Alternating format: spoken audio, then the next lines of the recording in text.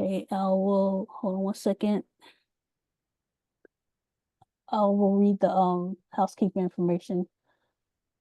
Welcome committee members, liaisons, and members of the public to the Legal Services Trust Fund Partnership Committee meeting. Thank you for joining us. We are using Zoom with the goal to foster a more inclusive environment and effective meeting.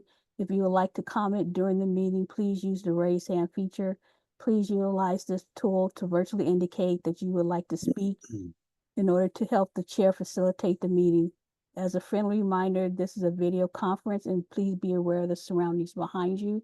All Legal Services Trust Fund Commission and committee meetings will be recorded and posted to the State Bar's website. Zoom captioning is available. To enable, select live transcript at the bottom of your Zoom screen and then select enable auto transcript. Thank you. All righty. At this time, I'm going to ask if there's anyone who has public comment, if we can do those up front and limit it to 3 minutes. Angela or Kimberly, can you see if there's anyone with public comment? Oh, we should do roll call first. Sorry. Yeah, why don't we do roll call first? I bet. Angela? Yes, roll call. Galkin. Here. Gonzalez. Here. Biskin. Here. Cruz. Lee.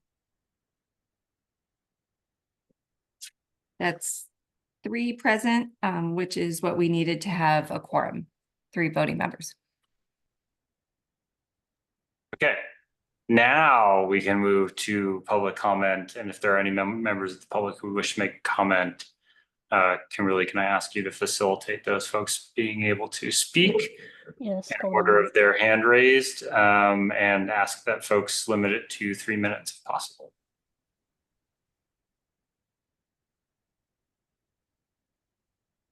They should be able to speak. Ms. Farrell?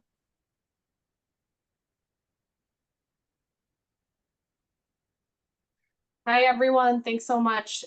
This is Jenny Farrell. I'm the Executive Director of Mental Health Advocacy Services in Los Angeles. We provide free legal services to folks with mental illness.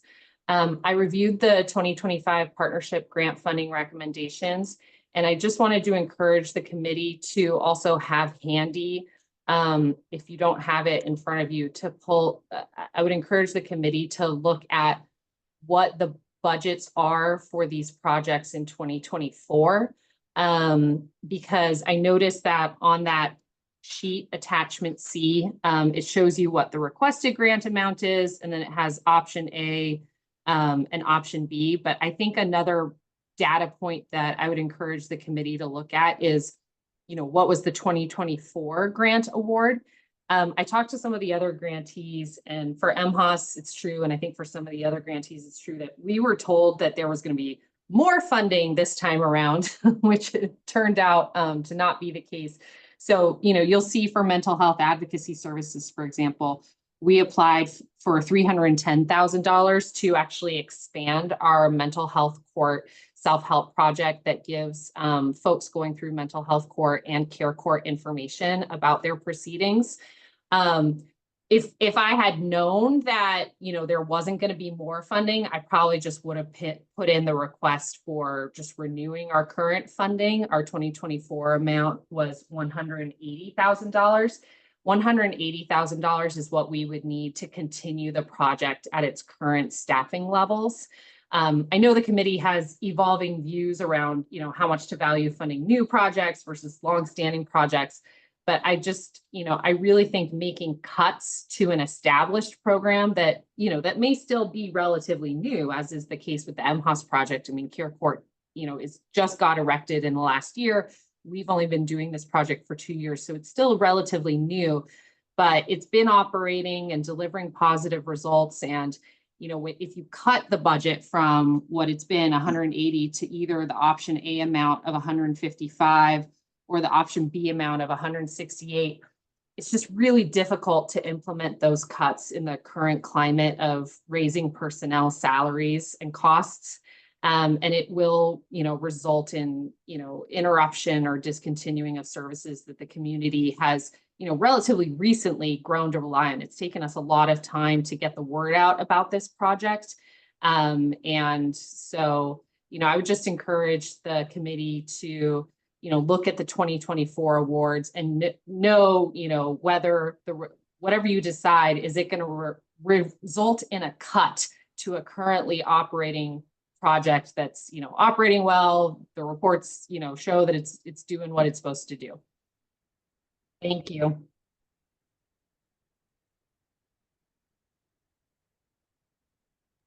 That was quite the exit music. I'm not sure that was planned, but well timed.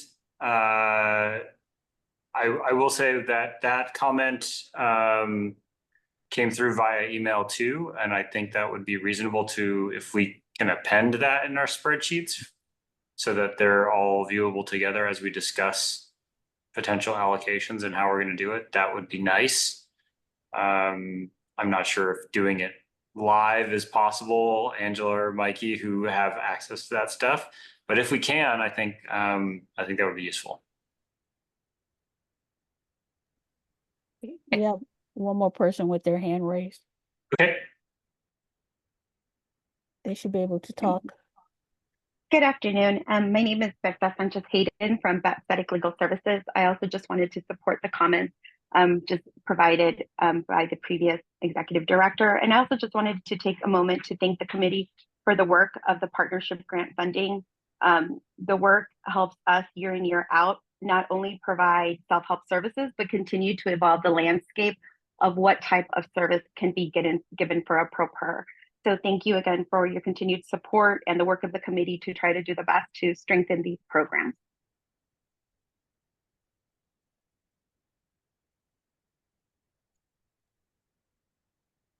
Just for purposes of role, I see Mr. Lee has joined us. Yeah, I've been listening for a few minutes, actually. I just got promoted. Good afternoon, everyone. Congratulations on your promotion. I feel great. Just by way of making sure procedurally we're correct, do we need to take roll call again now that we have, no, okay. We just can note that Lee is present. Yes, he is Thank now you. part of our role. He hasn't missed anything material, so we're good. All right, moving on from public comment, assuming that's everyone. I don't see any other hands raised, so I think we're good. Now we can look at minutes from June 11th, 24. I would welcome a motion to approve those meeting minutes or any comments or corrections if folks would like. I'll move approval. I'll second. All right. Iskin and Lee. I'll take roll call. So Gonzalez, Yes. Iskin, Yes. Cruz, Lee, Yes. Galkin. Yes. That's 4 yeses, 0 nos, motion carries.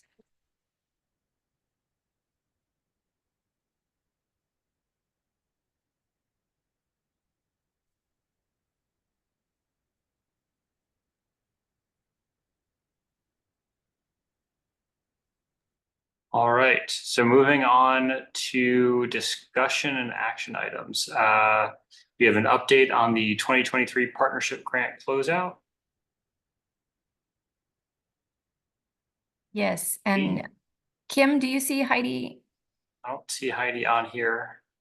Yes, Heidi is in the attendees pool. I'm promoting her now. Great. And Heidi will be sharing a PowerPoint.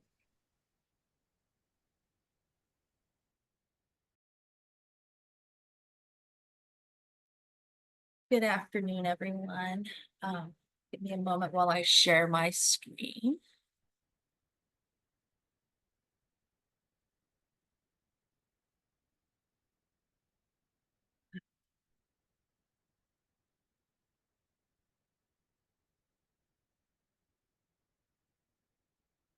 Okay, can everyone see my screen now? Okay, wonderful. So today I'm going to be reporting on the closeout of the partnership grants that ended in December 2023.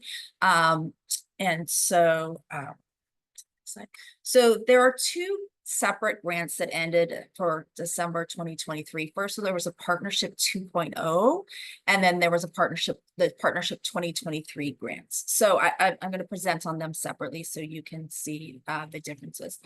So for the 2022 2.0 grants that ended December 30th, 2023, there were 15 grants that were administered and for a total of $3.7 million.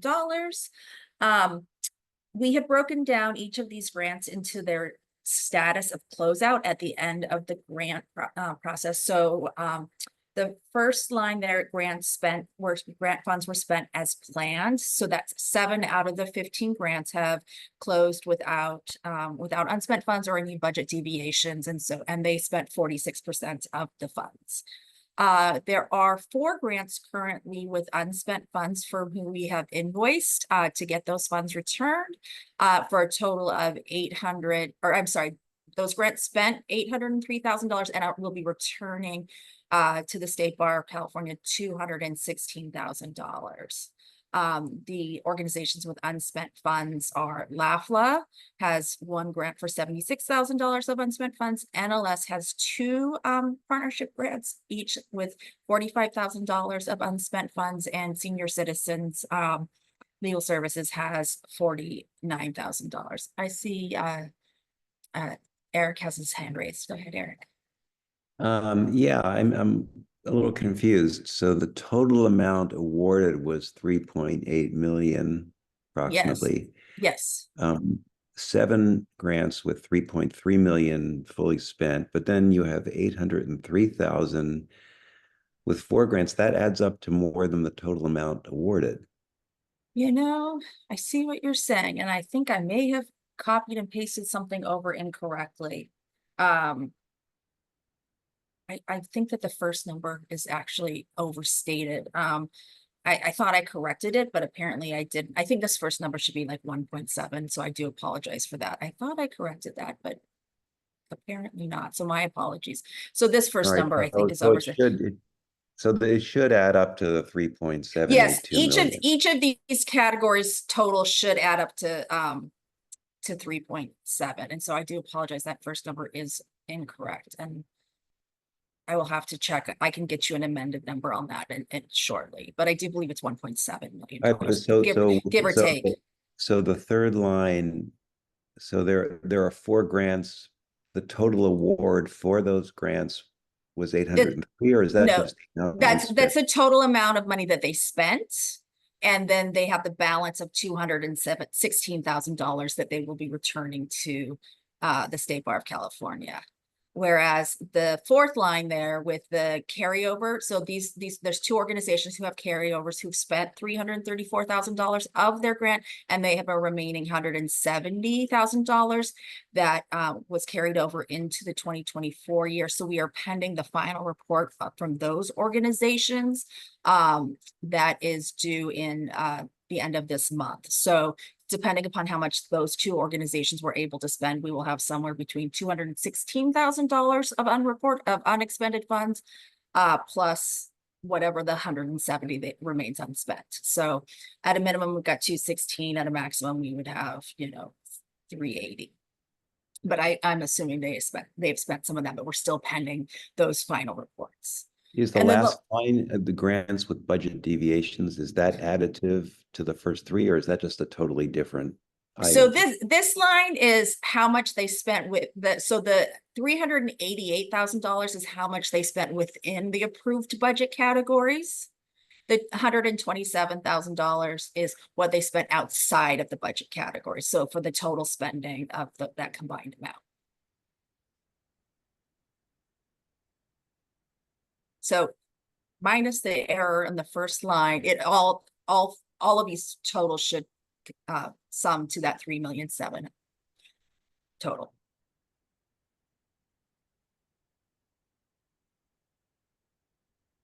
Are you with me? You're confused still. No, not really, but go ahead. Well, okay, so if you think about, yeah, so anyway, so this is the sum of the 2022 spending thus far. So the things that are still in play are the carryovers pending that last submission of the report due on the end of this month, and the determination that we'll make at the next item about the budget deviation spending that exceeded the budget deviation threshold. Okay. Then for the 2023 closeout, again, $2.7 million was distributed for a total of 30 grants. Of the 30 grants, 21 have fully spent their monies within the approved categories. 2 have unspent funds that need to be returned and have been we've invoiced them for those for that $27,000. We have 3 grants that still have carryovers, so we're pending their final report, and there's $55,000 available to spend in that carryover period. And we have 4 grants who did have budget deviations where the deviated amounts that above the threshold is at $67,000. Well, I'm sorry, let me maybe this will clear up my confusion. Yeah. So the grants that are in the last line, grants with budget deviations. Yes. Are any of those also included in the carryover lines or the unspent funds lines? Are these different proposals? These are all, they each all have 4 different categories of status. So we have the people who successfully closed out the grant, spent all the money as planned, the orgs that have unspent funds and have been invoiced for those, orgs who have or approved carryovers, and so we're pending spending results on those, and then the organizations with budget deviations without a budget approval or budget modification approval. So it kind of breaks down into those 4 categories. And so that's where we stand on the fiscal closeout for the partnership grants for 22 and 23.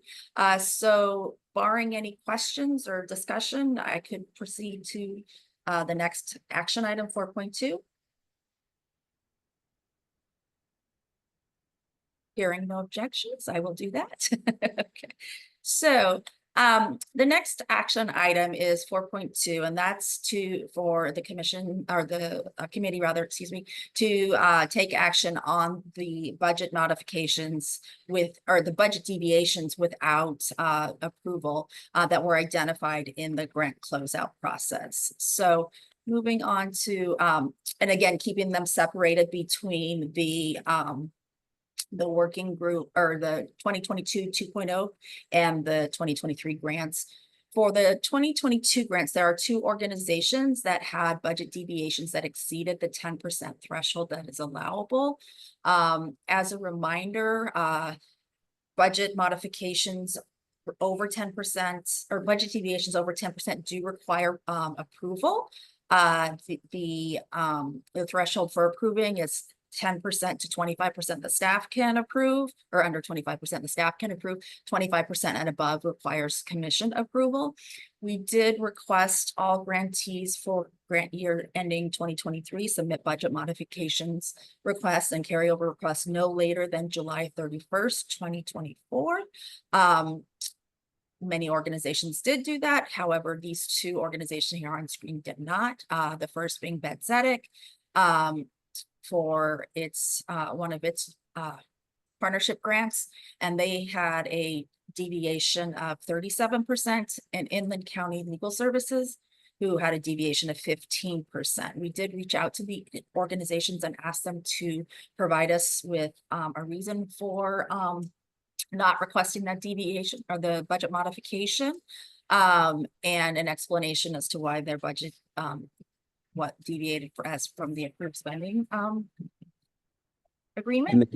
In the case of Inland, for example, where you have this deviation amount, was that money spent already?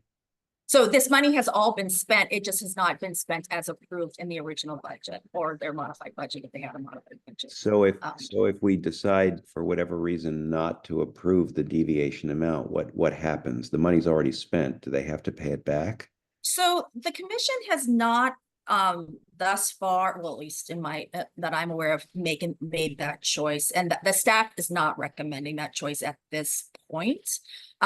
Primarily because I think that there is a mass misunderstanding about what constitutes a budget deviation by our grantees. And that has been universally, part of the explanations that each of the grantees have provided as part of their explanation. So what I would recommend, and the staff would recommend at this juncture, is sort of putting grantees on notice and I'm hoping that over time we can develop a better training mechanism to teach grantees about budget modifications and what's required of them, because I think there's a fundamental misunderstanding. So I don't think at this stage it would be, I would recommend clawing back money, but in the future, I think that that's certainly an option the commission could exercise.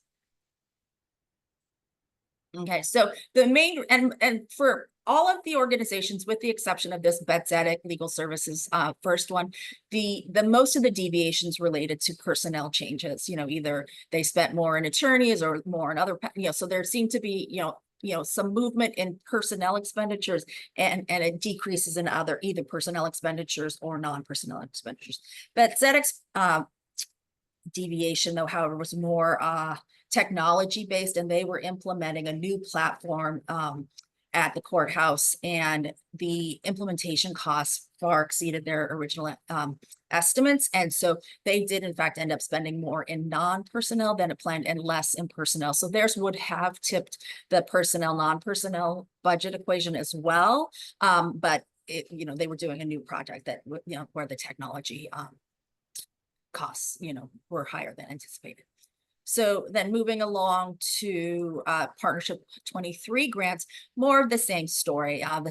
So it breaks down to 3 organizations who have the 6 grants with the deviation. So Betsedic again, Inland County Legal Services, and Legal Assistance for Seniors has 2 grants of the 23 that all have budget deviations ranging from 11% to 24%. So all of these would have been at the staff approval, and had they asked for the budget modifications likely would have been approved.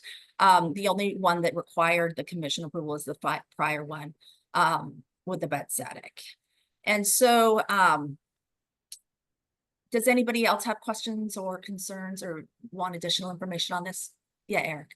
Yeah, just one comment. I'm just curious as to, we have a number of situations where the organizations say they did not realize a revision was required. You made a comment that the circumstances requiring a revision may be unclear. I'm just curious about that, because I feel like we've been dealing with budget deviations as long as I've been on the commission, and I've never heard so many situations where organizations sort of think it's unclear. So is there something that's changed that makes the circumstances less clear now?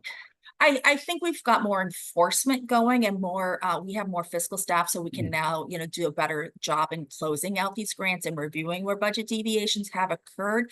I think the common thread I hear among grantees is they don't understand how we calculate the budget deviation. They understand that there is a requirement to do a budget modification if there's a deviation, but they don't understand how we actually do the math to come at these numbers. And so a lot of them look at it and say, oh, but we spent all the money, and they don't understand the mechanics of, you count this, you don't count that, you divide this, so I think it breaks down to sort of the mechanics of the equation that we internally use to determine the deviation amount added to the, we've got more fiscal staff now so that we can do this analysis in a more regular fashion. So that has been my experience with talking to grantees, is they really don't understand how we're calculating. That they understand the rules around budget modifications and that it's needed. They just don't understand what triggers the need, if I were going to say it as I understand it. Okay. And I think that we need to do a better job communicating that, and we've developed a template. We need to share that out with grantees so that we can, I think we need to have a grantee education on this. And then at that point, then we can make a determination as to what, more rigid, restrictions or compliance we would like to apply to when these deviations occur.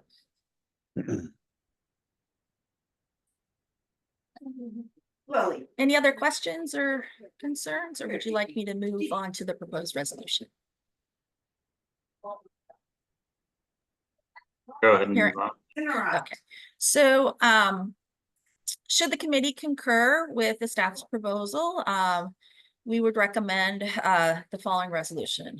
Resolved that the Legal Service Trust Fund Commission's Partnership Grants Committee recommends that the Legal Service Trust Fund Commission approve the 6 budget deviations as described in that staff memo. And it is further resolved that the committee recommends that the Legal Service Trust Fund Commission provide a formal written warning to Bethesda Legal Services that future unreported budget deviations may not be approved and that the Legal Service Trust Fund Commission may require additional corrective action. So the distinction here being that the budget deviation from Bethesda far exceeds the staff level and would have required commission review and approval, and it's further complicated that it deviates from the 25-75 personnel, non-personnel threshold that is in play traditionally. That doesn't mean it would not have been approved, but it just has a different level of, deviation from the rules. So we thought that one should be treated slightly differently than the rest. Yeah, Jason. So I'm curious, how do you square that second part of the resolution, given the commentary you've made about these organizations not really understanding the trigger and the calculation? Because it seems to me like giving a formal written warning kind of presumes a level of awareness that you've acknowledged may not be present. I think for the Bethesda one, there was more awareness that this was a material deviation where it wasn't, it wasn't like they moved money from paralegal to attorney, and so it stayed within a personnel line, grouping. This one was a much more material number. There is a provision in the grant agreement that requires them to notify us of material differences. I don't think that, a $95,000 difference for a technology purchase in anybody's estimation doesn't rise to the level of a material deviation.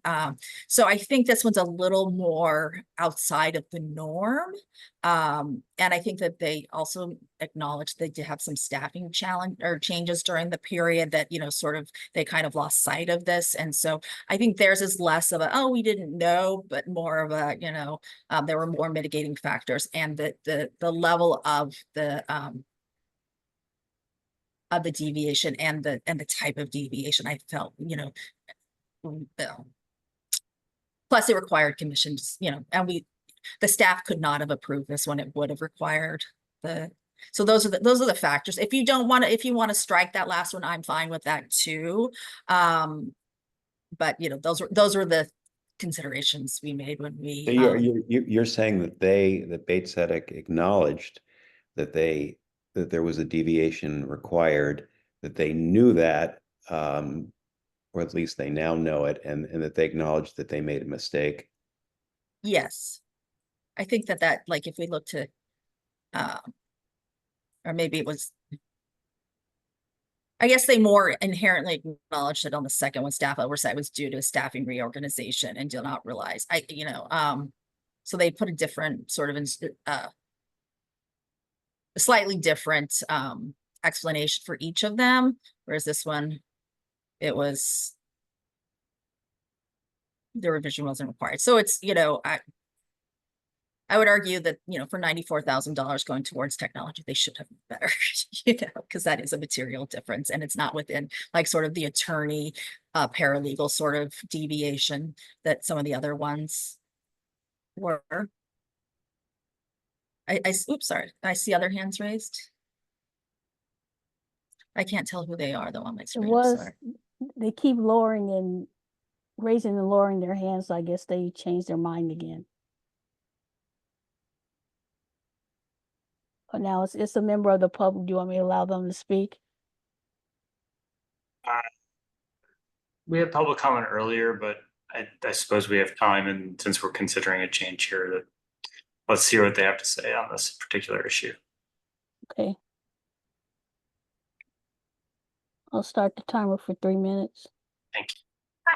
Hi, this is Berta Sanchez Hayden from Bethesda Legal Services, and I just again wanted to thank the staff for highlighting this issue. When we received notice of the deviation, we actually at first did not, being a past partnership funder and participating in the modification process, we were surprised to be received the deviation for the deviation notice for these two grants. And after speaking with the staff of the State Bar, it was a very educational process for us to learn the mistake, the error that occurred and not earlier requesting the modification.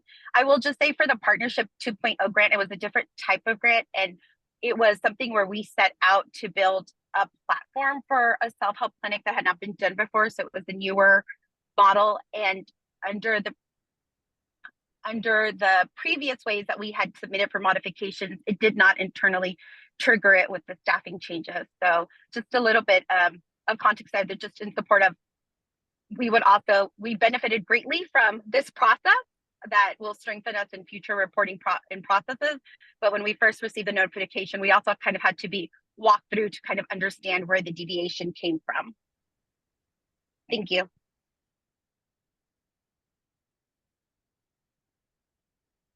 Thank you for that. After the description, I mean, I'm inclined to defer to the rest of the members, but my initial thought is that if Bethzetic is already aware and it's already been communicated to them, I wouldn't necessarily call it a formal warning. I mean, if we want to have something there, it's like, yeah, we just make sure we formally document that we've communicated this to them, and kind of not call it a warning with the presumption that they should have known or whatever. I would be okay with that, but I would just as fine saying they seem to acknowledge it. Staff have acknowledged it to them. I don't know that we need to take any formalized action in the form of a resolution here to proceed on that. So I would be inclined to strike that second further resolve and just stick with the first part. But I would invite a motion either to adopt the recommendation or adopt a modified recommendation with just resolved or anything else. I see Eloina has her. Yes, I just wanted to know, because it's over the 25%, how would that read? Would it be lumped into the first paragraph, or does it require different language? No, it's one of the 6 that has a budget deviation. So we did not break them out in the resolution by approval level. So I think you could, end after, the first resolved, if that's what you're comfortable with.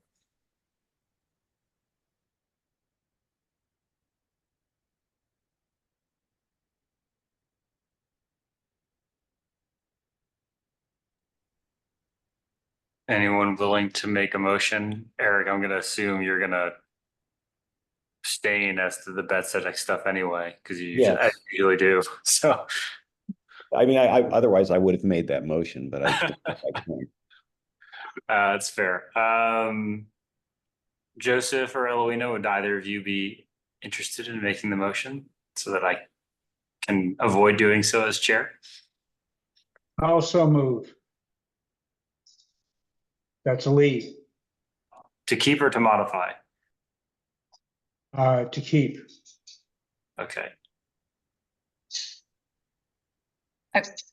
Just so I'm clear about the motion that we're, is the motion that was made that the Legal Services Trust Fund Partnership Grants Committee recommends that the commission approve the 6 budget deviations as described in staff's memo, period? Is that the motion? If I understood it correctly, and keeping it would be keeping as written, including the second part. Right, that's what I intended. Oh, okay. Forgive me. Forgive me.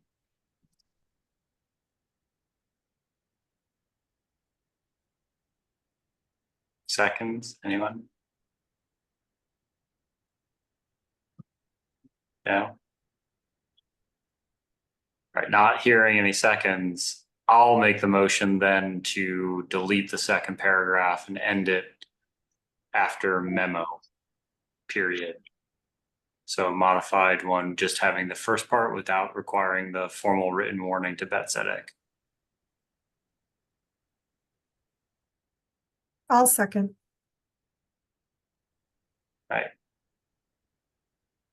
Angela, do you mind taking roll? No problem. Gonzalez, Yes. Iskin, Yes, abstain as debate Zedek. Cruz, Lee, Yes. Galkin. Yes. That's 3 yeses, 0 nos. Motion carries. Wonderful. Thank you. Thank you, Heidi. But Angela, could you please note my abstention as debate Zedek? Yeah. Yes.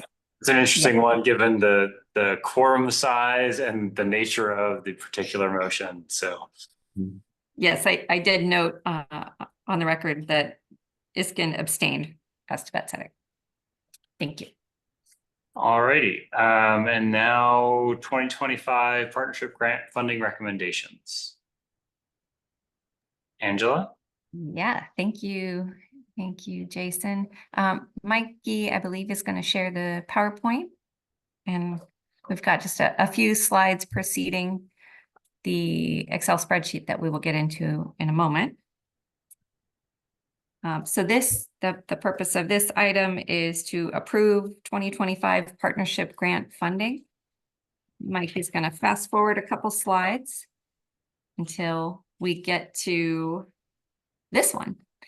So the 2025 partnership grant applications, just kind of by way of overview to remind everyone, we had 42 applications submitted for a total requested amount of $6,992,400.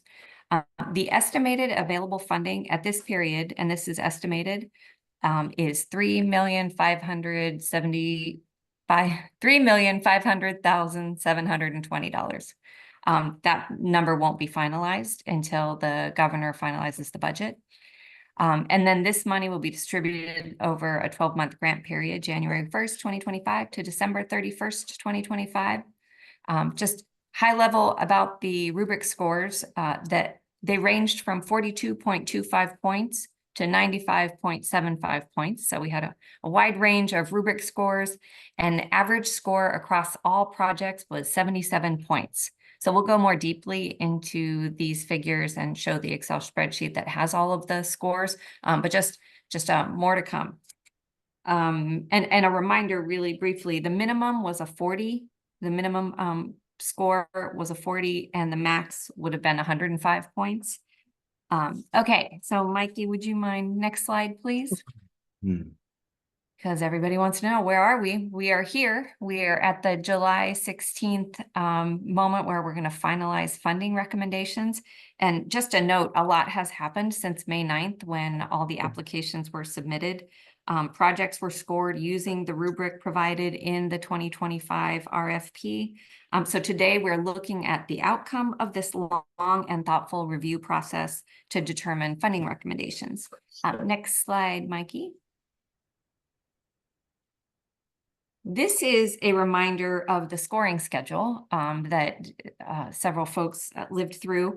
And I just wanted to make mention that the reviewers kept some really important principles of, transparency, equity, and consistency top of mind as they were going through all the applications and applying the rubric to each of the applications. So I just wanted to make note of that, and that it was a very thoughtful process. So the next slide, please. We're going to go a little more deeply into the partnership grants applications and just highlight some themes, across all of the applications. So of note, 32 of the 42 projects are currently funded. The range of prior years funded is 1 to 14 years. So you can see the range up there in years funded. The requested funding amounts ranged from as little as $25,000 to as much as $439,000, with the big bulk there being in the $150,000 to $199,000 range. Next slide, Mikey.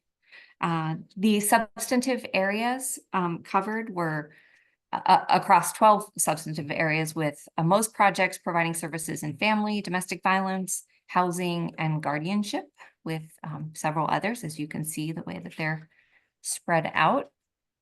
I'll let everybody just take a gander for a moment. Okay, and next slide, Mikey. Counties served. So the 42 proposed projects span 16 counties in California. You'll see the majority in LA, 19, followed by Alameda County with 5, 3 in San Francisco, 2 in San Diego, 3 in Riverside. Orange had 2. So there's California. Definitely a concentration in the South. Next slide, Mikey. A little bit of funding history, just to help sort of orient you to where we've been. So the 2022 partnership grants, the amount awarded was 2.58 million. And just a note, all 36 projects were awarded funding.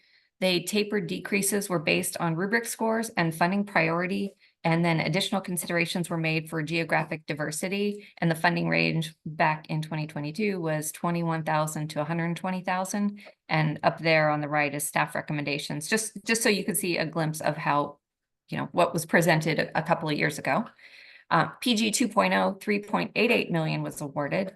26 out of 28 projects were awarded funding. 11 were supplemental and 15 were new. 15% decrease for projects who scored below the average of 83 points. And then 2 projects were not funded because of lowest score and funding availability. So the funding range that in PG 2.0 was 4,000 to 300,000. And then the next slide, Mikey. One more slide on funding history. So the 2023 partnership grants, that was a 2.79 million award. 30 out of 31 projects were awarded funding. 1 current project was not funded due to eligibility concerns. But because the total amount request was less than the total available, all eligible projects were fully funded their requested amounts. And the funding range was 25,000 to 159,000. And then last year, the 2024 partnership grants was a 4.69 million award. All 32 projects were awarded funding, but because the total amount requested was more than total available, projects were capped at 250,000, and projects scoring below 70 points were funded at 90%, and then the remainder was redistributed to the largest project. And that is why the funding range was $25,000 to $261,997. So that was the 2024. So next slide, Mikey. This brings us to 2025. So as you know, the 42 projects, and I mentioned the rubric scores ranged widely from 42.25 to 95.75. Average score across all projects was 77 points. Interestingly, 10 projects scored 86 points and above. We had 12 that were in that greater than 77 up to 85 points. 16 projects scored below 6 or scored from below greater than 65 up to 77 points. And then 2 were at 61.3 points, and 2 projects scored below 50 points. And just, I think it's kind of interesting to note that that means there were 20 projects that scored below the average of 77. Okay, next slide, Mikey. And then I promise we'll move to the spreadsheet. So the staff recommended funding approach has a goal to fund as many partnership grant projects as possible that provide services varying in geography and substantive areas. So what we're proposing is a funding cap for all projects, and then sorting the projects by total rubric score, with the average score was 77, just again, and then tapering the decrease in funding based on rubric scores. So any questions on these slides, or are we ready to move into the Excel spreadsheet? Jason. As unmuted. Can you confirm whether that goal is from other policies, or is that just a staff recommended goal of how we should implement the approach? That's a staff recommended goal, not necessarily from other policies. Got it. Thank you. No problem. Okay, so then what I'm going to do in this moment is Mike's going to stop sharing and I'm going to start sharing my screen and take us to a colorful spreadsheet. So first, I want to make sure that everyone can actually see what is before them. How does this look, folks? I can see it. It's small. Okay. I can see it. Okay. You might want to hide. It might be easier if you hide the banner there, the ribbon at the top. It's a Okay. upward Yeah, area. okay. If Okay. you go up, scroll up a little bit, mouse on the top right. And There hide. where the ribbon is. Okay. And just of note, I'm open to any recommendations that people make throughout, if it's helpful. Could I ask a question? Yeah. Would anybody besides me, if the answer is no, then don't do this, but would anybody besides me like to see this sorted from highest scored project to lowest scored project? Yes, I think that would be wise. And sorry, after you do that, Angela, the ribbon I was talking about Oh, is if you see in the top right where it says share. I'm sorry. I'm sorry. Hold on just one second. The top right of your screen says share, Yes. right? Move your mouse downward a little bit, and there's an upward carrot looking thing. Yeah. Oh, Click. that ribbon. Yeah. That ribbon. Okay. Now you Yeah. have more space to show. Now we have all the space in the world. Oh my goodness, folks, so much space. Well, Okay. and this is Joe. On Yeah. my view, I'm seeing column U, which is blank, so maybe we can just zoom in a little bit. Or hide column U. Okay. Okay. One moment. Sorry, please wait while we adjust our technology. How's this? Great. Oh, that's way better. Is that way better? Okay, I got a thumbs up from Melanie, so things are looking good. I'm giving Okay, it great. 2 thumbs. 2 thumbs up, even better. Okay, folks. So what I just did was resorted based on the total rubric score. So first, let me just orient you to what we're seeing. So on the left is the organization name. Then we have the project name. This column K is selection criteria. So this is adding up all the criteria as far as court involvement, project impact, court involvement, project impact, evaluation, continuity planning, and administration. So those 5 categories added up to a single sort of subtotal, if you will, with 85 points maximum. Then we have funding priorities, which is worth 15 points, optional innovation up to 5 points, the total rubric score, and the requested grant amount. And then just for grins up here at the top, I just did, if we were to fund everyone at 50%, for reference, that's what that would look like, because that would get us to around the 3.5 million. So I did that as a reference column. And then we have some options. So another note I want to make is that the scores have also, this column, the total rubric score, has been highlighted. So you'll note the darker blue are projects that are 86 points or above. Kind of a medium blue is 85 to projects over 77 points. And then projects that are below the average are just kind of the plain blue. So that's the lay of the land. I guess I can move into what staff is possibly recommending as an option. Can we possibly see, Sure. in your effort to hide column U, I'm now not seeing all of column T. I don't know if others are having that experience as well. Okay, hold on just a sec. All these efforts, right? 1 second. Let's try to So you're not seeing column T, is that what I'm you not just? seeing it's cut off. Now I'm seeing it. Yeah, got it. Okay. Yes. Sorry, my let's see.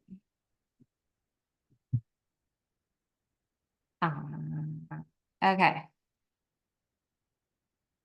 But now you've got, okay. Is it, Now you got the big column U. Anyway, Yeah. whatever. I mean, let's try that. How's that? it's okay for me. It's okay for you? Mhm. Of note, and Mikey just did this on the fly, we now also have here the 2024 grant amounts. So this is an input that you can see as well.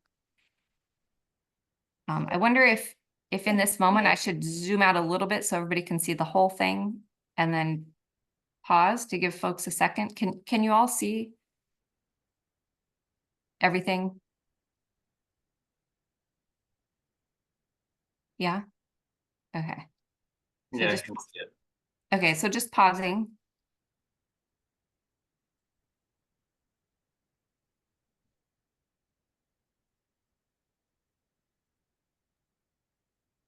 Can you sum the, oh, Yep. So Mikey has been kind enough to offer to take over the controls of the spreadsheet because his Excel skills exceed mine enormously. This was our planned handoff in case things. thanks, Mikey. Can you, when you take the reins on the spreadsheet, can you sum the 2024 funding, just so we see that next to the other sums?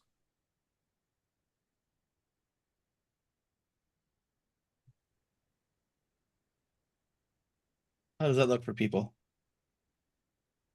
Mhm. Yep, I think you're good. Cool. I can go bigger and try to squish things down if that's helpful. I think you've got all the content Mhm. there on screen, so. Cool. So I think it's worth noting, we've got, what's the total amount of available funding again? 3.5. Yeah, so I think to the public comment we received in the beginning, which I think is, who was it? Mental health Mental advocacy. health, yeah, mental health advocacy services. So, I think they made a really important point, though I think it's worth noting for us as committee, that attempting to fund everything that was already funded at the level that it was funded in 24 would exceed the amount available anyhow. So there's going to be haircuts no matter what, whether we distribute it across other programs or across pre-existing programs. Christopher. I was just going to make the suggestion, and Angela, I totally defer to you. If you didn't think you needed the project name, since that column takes up some space, you could hide that column and then, or Mikey rather, and then that might allow you to zoom in even further. That was my big contribution. Excellent contribution. Appreciate it. Can I, on the mental health advocacy, I did notice under the project name, you don't have to bring it back, but they have a reference to Care Court, which now I wasn't involved in analyzing that project, but Chris, actually, it's good that you're on. That kind of confuses me because we have a separate funding stream for Care Court advocacy that we spent time yesterday and many hours in over prior days, kind of deciding. So we're funding a number of, well, mostly public defenders, but also projects in various counties to provide representation for Care Court respondents.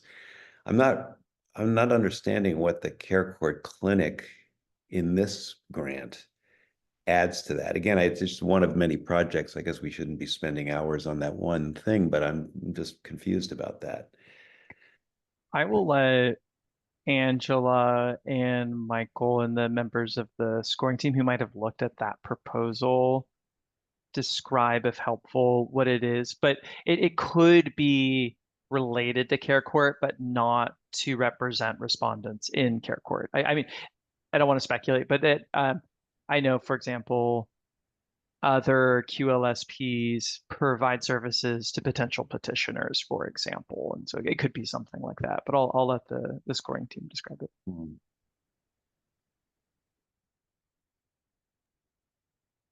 And I'm happy to chime in. I see Jenny Farrell is also raising her hand. But just of note, the mental health advocacy services, that's the one that we're referencing, right? Let's see, their rubric score was 86 overall. And one of the things that we noted is that it was civil legal services that were sort of adjacent, but not specific to representing pro per, or as you were just mentioning, Chris, we didn't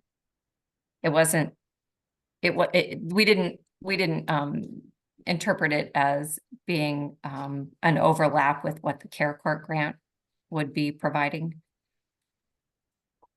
I'm gonna go ahead and suggest that since Miss Farrell is here and Eric has a question related to what her organization is providing and relative to this grant, I mean, she could probably speak to it directly and take advantage of the proximity.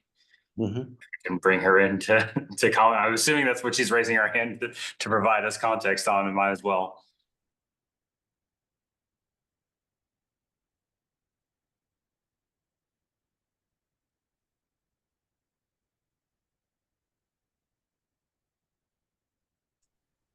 I'm sorry, they lowered their hand. Okay, they're raising it again and I'm allowing them to speak. Okay.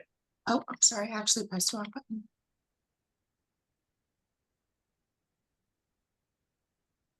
I think she's got their show. Can you all hear me okay? Yes. Okay, hi everyone. Yeah, I can answer that. So these are self-help services, not representation of anyone involved in a care court proceeding. But there's been a lot of interest in care court. What our mental health court self-help clinic does is provide information and resources to anyone coming through the mental health courtrooms in Hollywood or Norwalk. So there's some people that are there for alternative to incarceration proceedings. There's some people who are there for LPS conservatorship proceedings. And now there are some people there for care court proceedings. And so we have worked with the court to provide flyers and handouts and just information. We're not representing anyone in the care court proceeding. We're just doing your normal self-help services to the community. And I just, I mentioned that because everyone's, care court's been a hot button issue the last couple of years. So that's why I mentioned it in my earlier comments. But I would say actually the majority of the folks that we're helping with this project are there for are members of the public coming through for one of the other, determining competency or conservatorship. Maybe about a quarter of them have questions about care court right now. Thank you so much for the added context. I appreciate that. Eloina. Yes, so I just had a question for Ms. Farrell. So any assistance with petitions, or is it just focused on providing information or resources or referrals?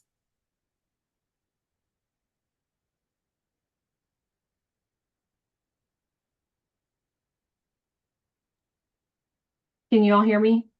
Yep. Yes. Okay, sorry. I'm getting lots of fun buttons popping up. We are not at this time providing assistance with the petitions. It's like we're not doing the sit down at a table and help go, write the petition out. We do provide the forms and we provide, some brief advice around them. But, the Department of Mental Health has actually started doing a lot more of the petitions are coming from them than from members of the public. So that's why I'm saying we're not getting as many questions about it. It's more people have questions about like which route to go, conservatorship or care court. And, we are trying, even though we are a zealous advocacy organization in the rest of our lives, in our role as an arm of the court in this self-help project, we are just providing neutral information and connection to the forms for whichever route people want to go. And also for people who are, getting care court notices that that care court petition has been filed for them. We're helping them figure out, what is this? Do I have to show up? And what are the consequences? So Angela, getting back to a more global kind of a question, is the only difference between option A and option B that in option B, like two of the projects would not be funded? Yeah. Yeah, And- with the and just to go back to the, the approach was to fund as many as possible. And so option A is to try and take that approach and distribute the funding across as many projects as possible, with that cutoff being only projects that didn't even score up to 60 points. And then option B, the only difference is to heighten the cap to 168,000. And raise the floor a little so that 4 projects wouldn't be funded. So option B frees up like $60,000. Well, That it's not, yeah. it would have been funded under A. And how have you redistributed that? Oh, I guess you've redistributed it based on, yeah, okay, all right.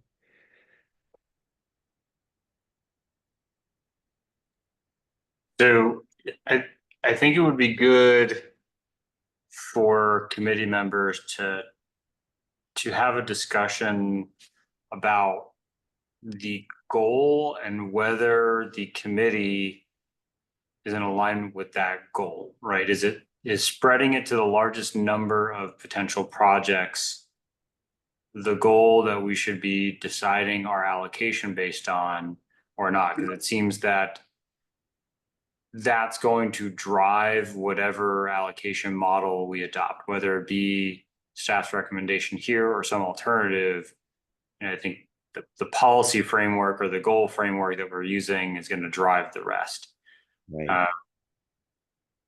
So I'm not sure myself how I feel about it, but I'm curious what other committee members feel is the right tack, and whether it's just largest number of organizations or projects. Is that kind of the target, or is there some other target that we should be shooting for?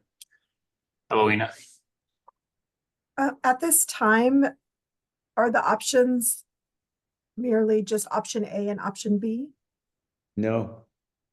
No, option C, D, E, F, G, and any others that we like to adopt. I mean, we have, and this is just kind of that's why I kind of raised that question, because these options are, I think they're good options responsive to the goal highlighted, which is why I went back to the goal and said, okay, are we as committee members aligned with that goal? Because then I think really we're looking at option A, option B, or some option C that's really pretty darn close with option A or B. Otherwise, we start deviating from the stated goal, right? Of spreading it to as many organizations or as many projects as possible. But if we're kind of going back to first principles of what is our goal, and we have a different goal, then we can be a little bit more creative, and we would be asking staff in tandem with us to envision some option C that is alternatively more responsive to that alternative goal than this. Obviously, if you had a different goal, then I think staff would agree that these options may not be the best responsive to that other goal. I think it depends. It's a great question. And I mean, I think I would be inclined to maybe drive more money to the more highly rated projects than we're currently doing. But doing that, like if you were to make a cutoff of 70, for example, I guess we could pick any number we want. But let's say nobody gets funded below 70, but then the question is, what are the projects that would be additional projects that would be cut off? You got public counsel, community legal aid, SoCal, and then I can't read the third one. And maybe, although Chris's suggestion was a good one, maybe we do need to bring back the description of the project so we know what we're talking about here, what we would be cutting off.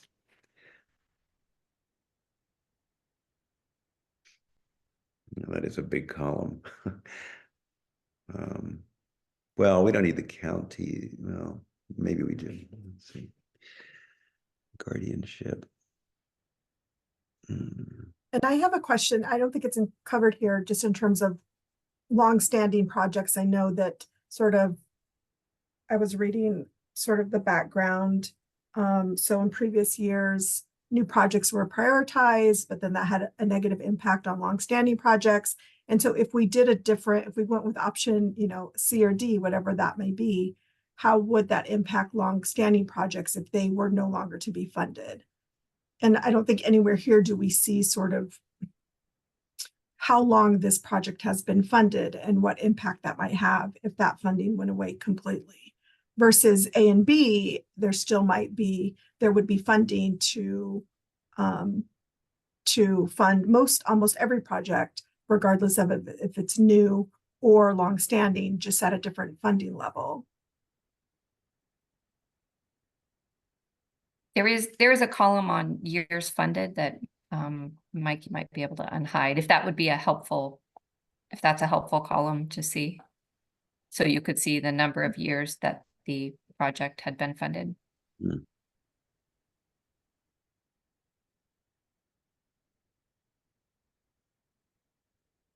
Hmm.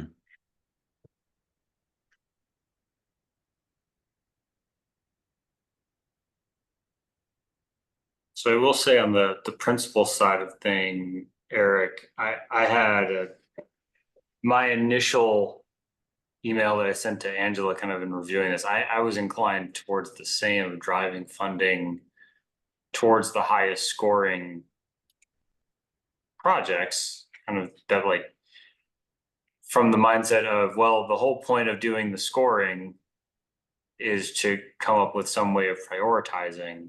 And then also part of my thought was, and I know we've talked about it in prior years, this concern of, well, how much of a haircut can we really give to a program before it's no longer sustainable absent our funding, right? If we give one of these projects 50% funding, can they actually make something work with 50% funding? Or is it just like, we might as well just tell them they can't get anything because fundamentally they're not going to be able to operationalize it in the same way, or it's going to significantly affect the output of the program. And then you kind of get into this question of, well, if you scored a 75 based on your funding ask, but you only got half of your funding ask, would you output a program that is equal to a 75 score that we gave you? Or is your score going to, suffer because you don't have adequate funding to achieve that outcome? And that's a concern to be mindful of as well. Mm-hmm. Have we done any outreach, Angela, to projects that we might give 50% to see if they would be sustainable at that level? No.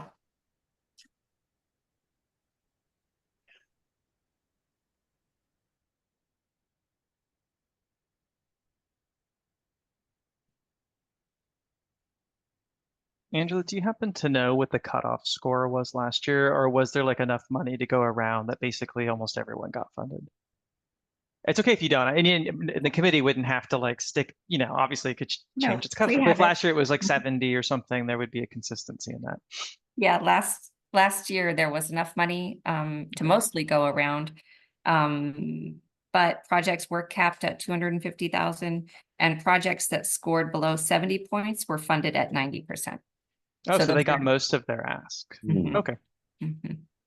Yeah, we're in a different situation this year, Well, unfortunately. what's if you go back through the years that you showed in your slides, what's the biggest haircut that we've actually ever given a project in those years? I mean, have we done 50% funding before? On those slides that I shared previously, the 4 years. Yes. Yeah.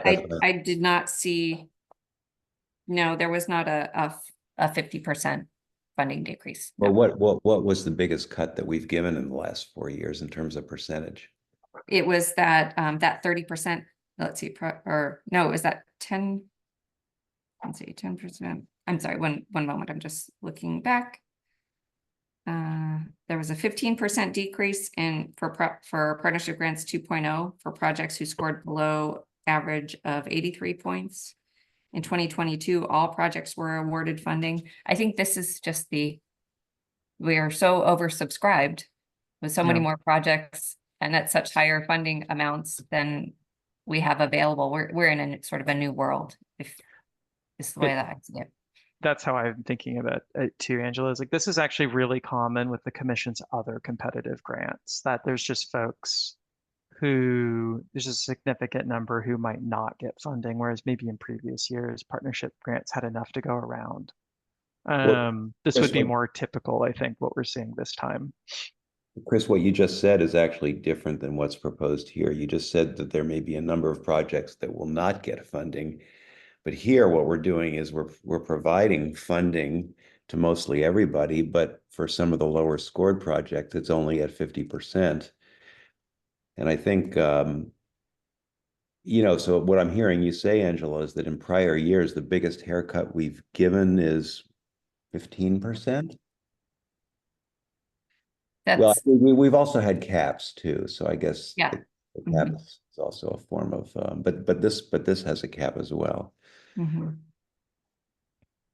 Do we know why there was a belief that the funding, the amount available to allocate for this year would have been higher? I think there was a comment that there was a belief that it would be at like 7 million and it's about half. Was that something that the commission stated, or why was that belief? Because if that is what the applicants believed, that could also be why they were asking for so much and otherwise would have requested a smaller amount. And I don't know if that changes anything, but I'm just curious, like for next year, like why that happened or how that happened this year. And I think that's why we're so, we're seeing such a large amount requested by a lot of the applicants. I can speak for myself. I did not anticipate any amount. I had no idea. So, so it wouldn't have come from this, one specific voice, but I'm not sure if anybody else has any input on that or thoughts. Chris, you look like I you don't might. know the answer to that question either, because I was just happened not to participate in the prediction of the number. But I can just say I can sort of speculate meaningfully, and as Commissioner Iskin would know, it's possible it might have been tied to an earlier proposal for the Budget Act of 2024. Like for instance, the governor's office often releases a proposal in January. So another pot of funds the commission administers for Care Court, the amount that was proposed in January was almost $60 million. But then when the Budget Act passed, it ended up being under $17 million, like it's over 60% decrease. I'm unsure that's what happened here, but I think that happened in a lot of places where the budget ended up being a lot tighter than everyone expected at the beginning of the year. But I can't say for sure about this one, but if that were the case here, I would be unsurprised. Yeah. Aren't you connected with Legal Aid Alameda? I mean, did you have an expectation of higher amounts? We don't discuss, we're the court partner. So we don't submit the application or anything. So I don't know what they believed in terms of dollar amount. But when I did look, it looks like I think it's the same request as previous years. It's a pretty low amount. Like it's the 25,000, it's the low end of the range of requests. Angela, I don't suppose you were leaning more towards option orange versus option yellow. No, not particularly. And I really present option A and B as a starting place. But I think you make a good point, Jason, that it's with the goal to achieve, spreading to the largest number of projects. So it was just really a starting place. And, I would welcome more discussion. And I think the idea of coming up with what your goal is and then deciding on an approach that achieves your goal seems sensible.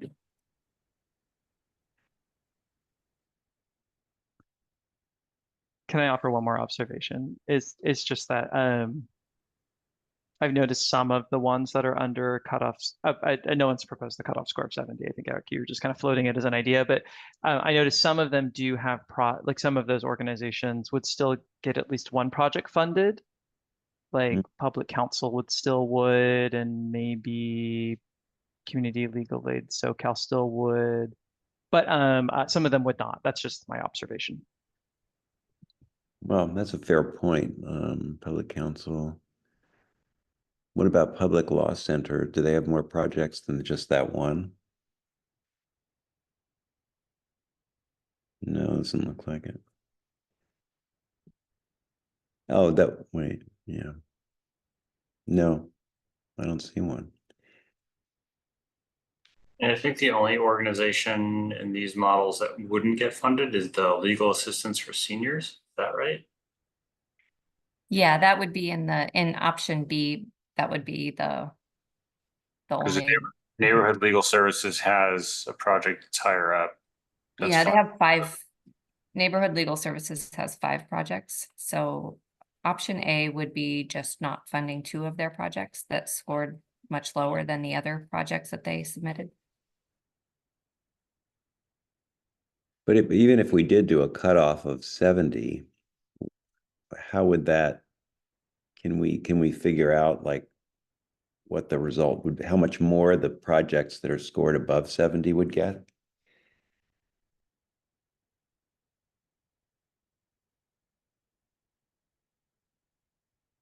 And I guess you're assuming a cap of some sort. You would still be assuming a cap of some amount, even if we raised the cutoff.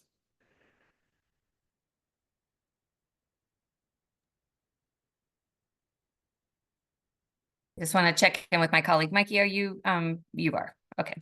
I think Mikey's going to do that formula that you're describing, Eric. So a cap of 70, or excuse me, fund at 70%. Fund projects above 70 points. Mm-hmm. Maybe 70 or above. I don't know.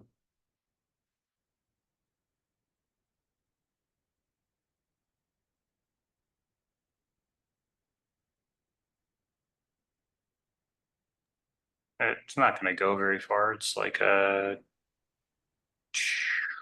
Yeah. 270,000. Yeah, it's a 269,350 that's being saved. So divide that by the ones that we have. Sorry, it came out to an additional $7,695 a project.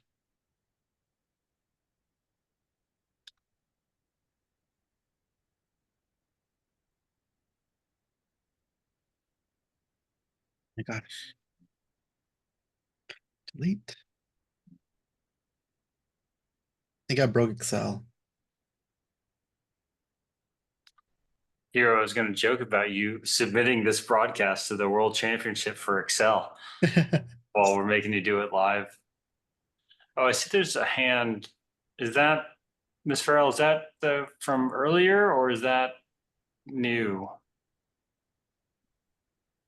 It's new. She's had it up for a little bit now.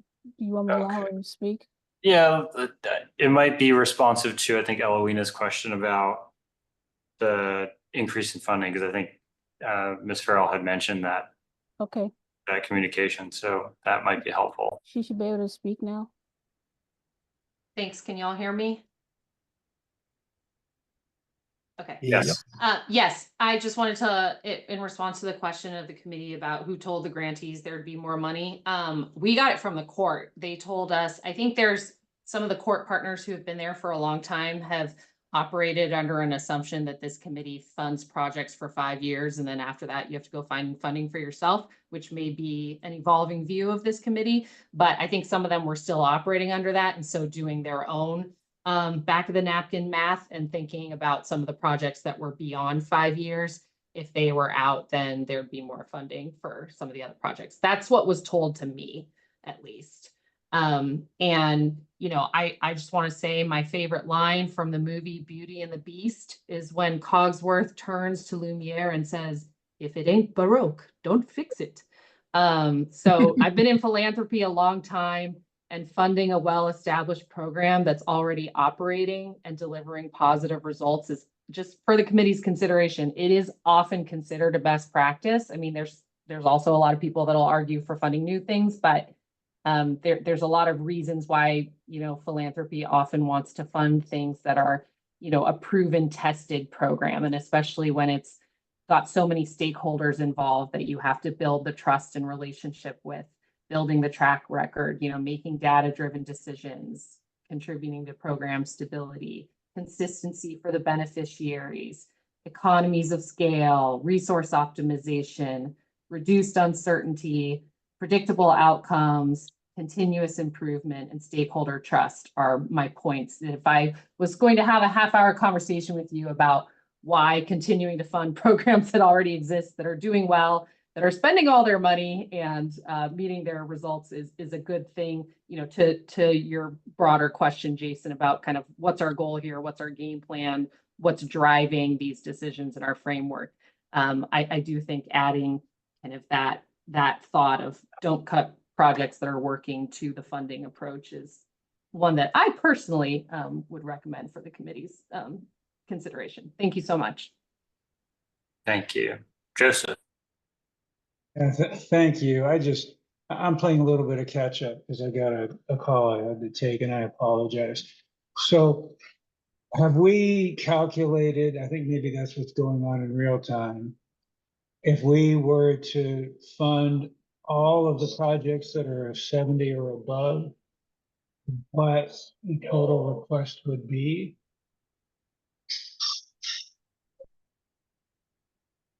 Do you want total request? Because that's going to be above what we have. Yes.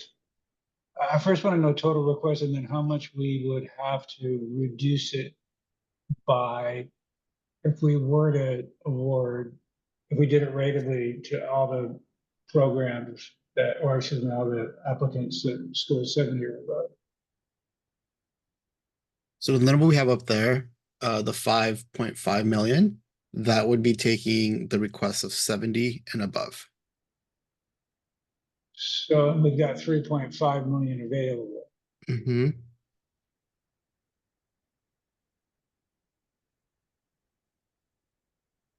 So we'd have to cut 2 million. Got it. Okay. I'm sorry if that was obvious to others, but I wanted to No. get the big picture.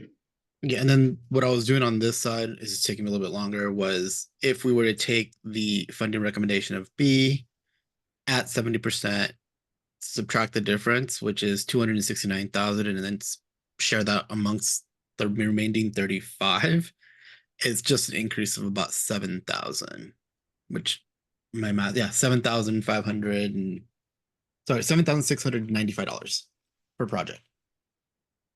So what you're doing there is you're capping awards at 70 points. Are you applying the 106? You're not applying the 168 cap, I guess. No, I mean, I can put that cap on. No, I'm not suggesting you do it. I'm just not sure what you're just redistributing the freed up money. Exactly. And how are you doing that though? I mean, are you just doing it an equal amount to each project? Yeah, I just took the money that's left over, which is 269,350, dividing that by the 35. Is it 35 or whatever number these are, which is, yes, 35. And then that gives us $7,695.71, and just adding that amount to what the recommendation was here. So when we did this a couple of years ago, I think it was, we made differences. We distinguished in the amount of the reduction based on the score. So that, for example, scores that were above 90 might be reduced not at all. They'd be completely funded because they're such excellent programs in our estimation.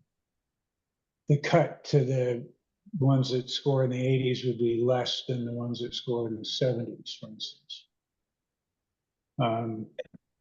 I liked that approach at the time, and it's complex, but I like it here as well. Would be interested in other thoughts. Well, I think that's what we're doing. At least that's the concept, because we're giving the higher scored projects a lower cut. It's still 30%, but we're cutting them 30%. And then the next tier, we're cutting 40%. And then the next tier. So where, can you walk me through that breakdown, Eric? And I apologize. Yeah, if you look at the heading of option B, for example, you see there's kind of a tapered approach consistent with what you've just described, although it's more severe than in prior years for sure. Prior years, the tapered would be, 100% for the highest scored projects, 10% for the next tier, whatever. Here we've got 30% cut for the highest scored projects, and then a 40% cut for the next tier and a 50% cut for the next tier. So it's the same concept, but they're more severe cuts. Right, and I guess what I'm suggesting is I would cut less at the top. I think I would too. Here's a question for the group, kind of going back to, and it's the inverse of the goals question. Is there a number score below which we shouldn't fund, or alternatively, is there a number score above which you would feel uncomfortable not funding at all? Right, so if we said any project below 75 is not getting funded, would that be too offensive to move forward, or 80 or whatever? Like, pick a number. What's your threshold for the highest level score that would start your break from being funded? Because that's going to give you the maximum flexibility to consider how far we can spread the money in the higher scoring areas, and how steep the drop off is. Well, right now I gather we're not funding at all if you're below 50. Right? Right. Well, it depends on the option B. Yes, that's for option A. For option B, we would not fund below what, 65? 62 is what's currently listed. 62. But in theory, we as a committee can just say, like, we could choose 75, we could choose 74. I mean, we have to draw the line somewhere, and regardless of what we state our goal is, the selection of that number is discretionary and arbitrary. Right. We're selecting a number based on how much the limited resources we have to allocate and the projects that are available. And if there's an inclination in our goals to fund those projects that score better, or, as public comment has kind of articulated, to fund projects more to the extent they're already present, or whatever our goal is, the higher up the rubric score we draw the line, or the fewer projects we fund, alternatively, if we choose some other different model to do it, that we have more money to go around with the remaining projects.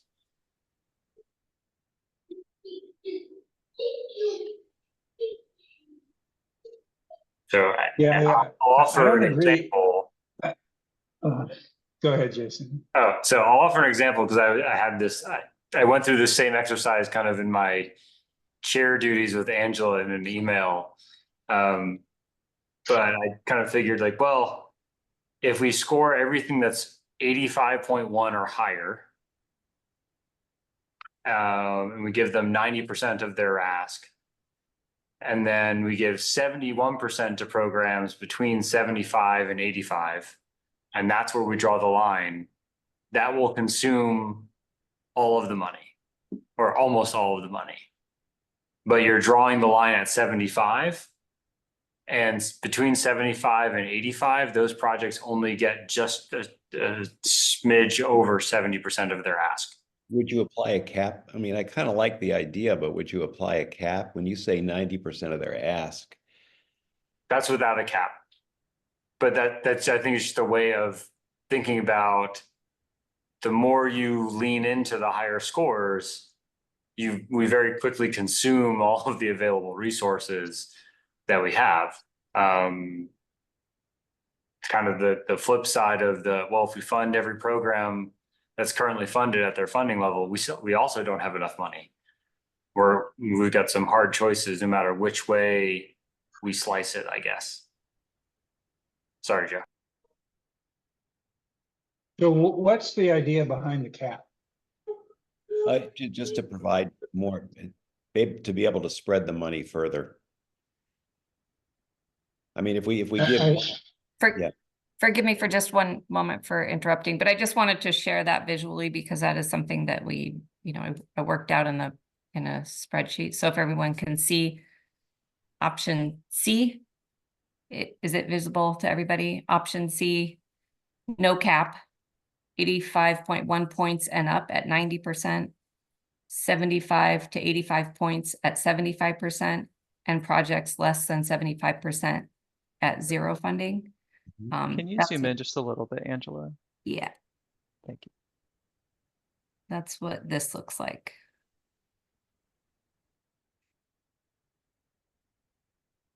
It cuts off 16 projects. Mm-hmm. Out of how many? 42. And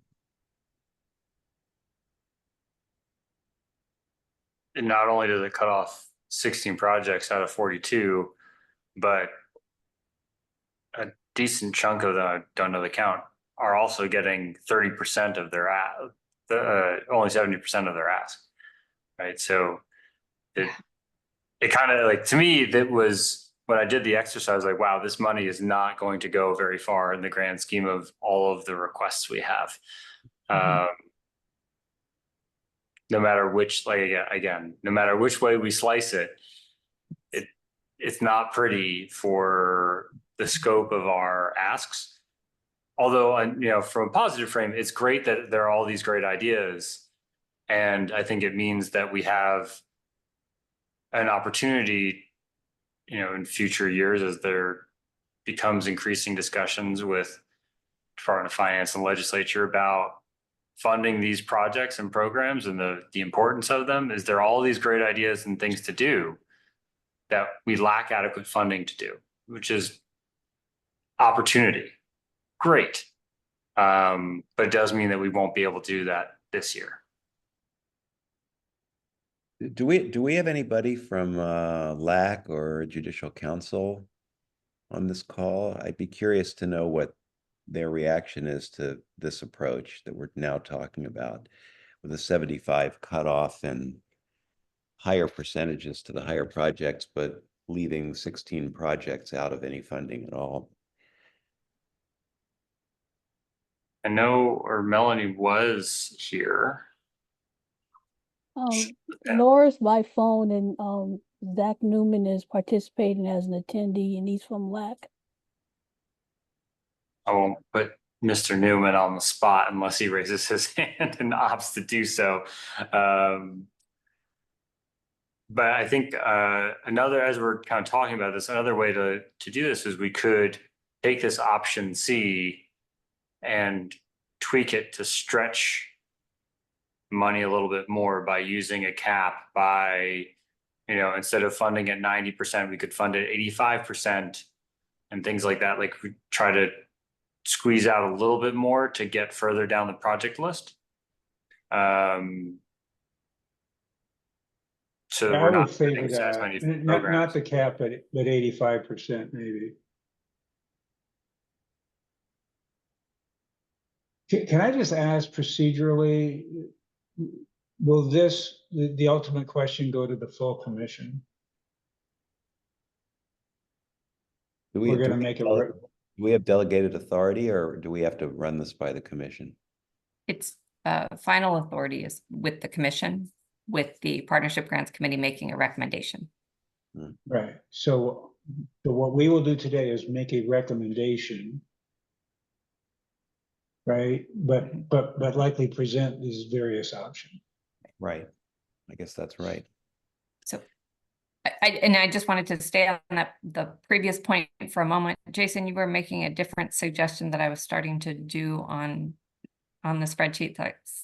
This whole live Excel work is a little hectic. Did you want, I was trying to adjust it by what? What was the request? Instead of 10%? So I think we were moving from, if you were above a score of 85, you were going to get 85% funding. Mhm. And then keep the 75 to 85 at 70%, but we could see if we could change the 75 number to see how far that extra savings gets us. So you can go, if you scroll down, if you change all of those to, the 85%, if you scroll down, you see your sum, the bottom. So you now have 55,000 about, which won't even fund Right, fully the next program down the list. right. So you need to give a significant haircut to that chunk of funded programs just to get a significant way down the list even further. Chris.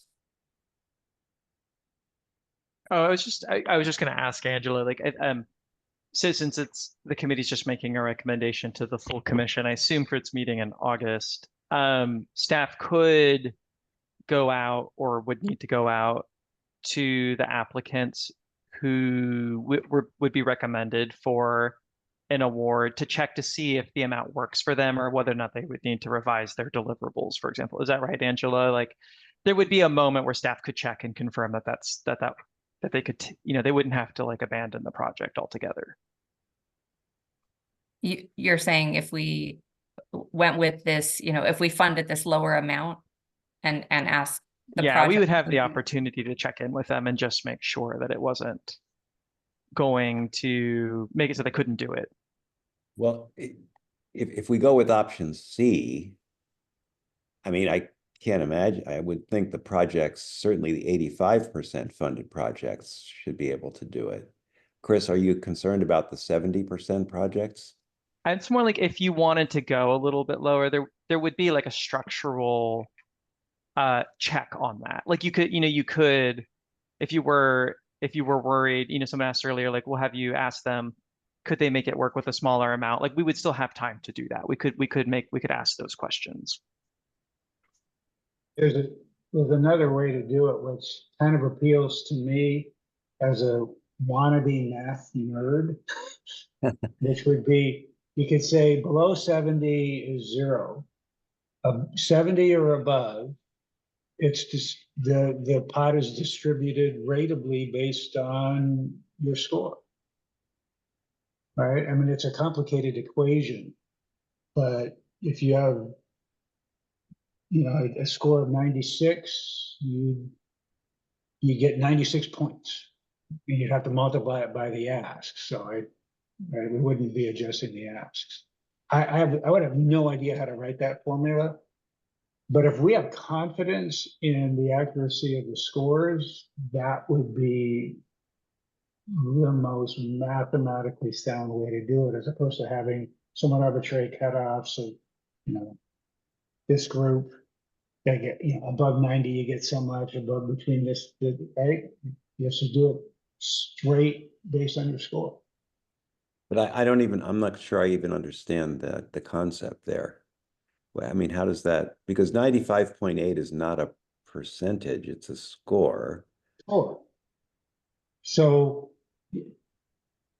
basically you I guess what you do is you multiply 96 times your ask, and that would be a number, and you pay people ratably based on their score adjusted for their ask.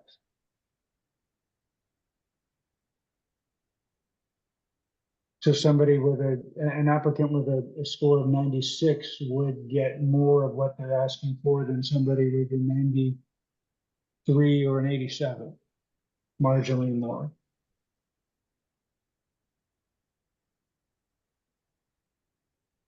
Joe, I think I understand the approach that you're talking about. It was something I looked at. I'm not capable in this moment of doing this live in the Excel spreadsheet, but it is an approach that I don't know what it's called, but I did see that as an example of how to distribute funds to an oversubscribed grant. Right. Well, the benefit is that well, let me back up. The fundamental decision we're facing is, do we want more money to go to the programs we think are the best and most effective at the cost of excluding some people altogether? Or do we prefer a world in which the money gets spread more broadly, understanding that overall impact of those dollars will be less if we're right in how we assess the effectiveness of these programs, right? I know a lot of time and trouble went into coming up with these scores. And so while they may not be perfect, I think they're a very accurate assessment of the effectiveness of these programs. And so I like the idea myself of having a cutoff that some get excluded, and above that, you're gonna be in, the amount you get is directly correlated to the score. Well, so you're saying, for example, the highest rated project would get what, 95.8% of their requested grant amount? No, it wouldn't be of the requested grant amount because there isn't enough money. It would be what you would do is, I think what you would do mathematically is you'd calculate how much of I can no longer see the 3.5 million, right? Yeah. You get everybody a chip for every point they have adjusted for the dollars that they're asking for. And then you divide it up based on how many chips they have. So you wouldn't get 96% of your ask because there isn't enough money, but you'd get an amount that reflects the fact that you asked for $249,000 and you got a score of 96.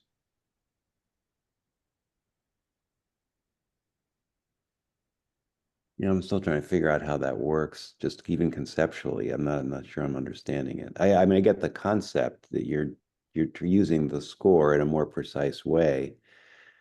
I'm not quite sure how. Each point is worth $1,085.31. And how did you get that? You take the total available money, which is 3.5 million. Yeah.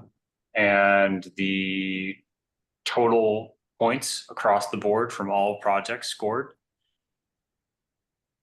In other words, you're summing up column N. Summing up column N and summing up column Q, which I think is total money.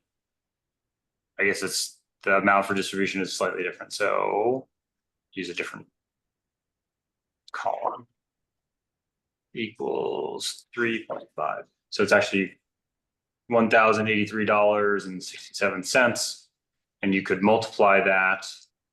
So you could take any column and that equals basically their score times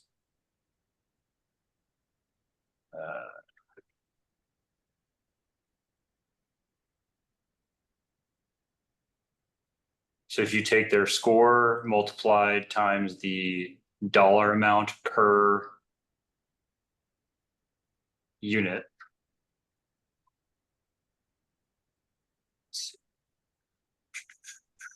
So why don't you just do that for one of them? Let's just see what it looks like. If it looks wacky.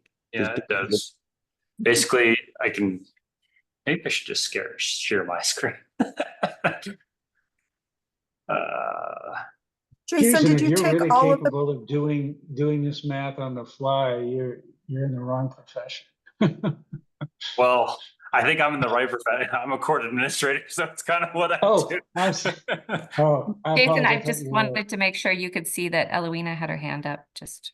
Oh, thank you. So this is the column, just so you can see it. and did you take the scores for all of the projects? Yes. Or just a certain, okay. for all the projects, but I could adjust it on the fly if you wanted me to change it to, like, if we wanted to cap it at, say, I would 60. I would exclude anybody below 70. Yeah, so we can just do this. Oh, equals. And I'm sorry, Jason, I was mistaken as to your role. You're in exactly the right job. Yeah, And I'm so still- anyone above, below 70 you want to exclude? Yes, please. And then we can then we just basically delete these.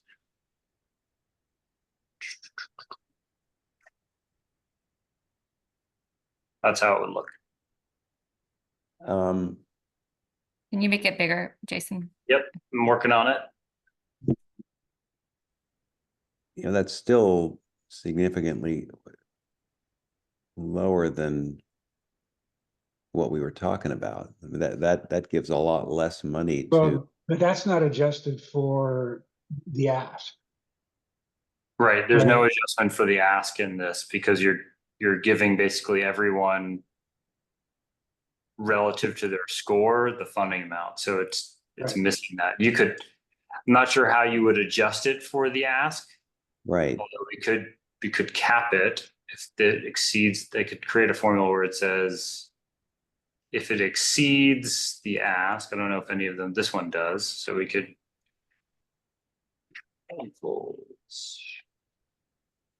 It's a complicated formula, but you could basically do You could do this, it. but adjust it for the ask.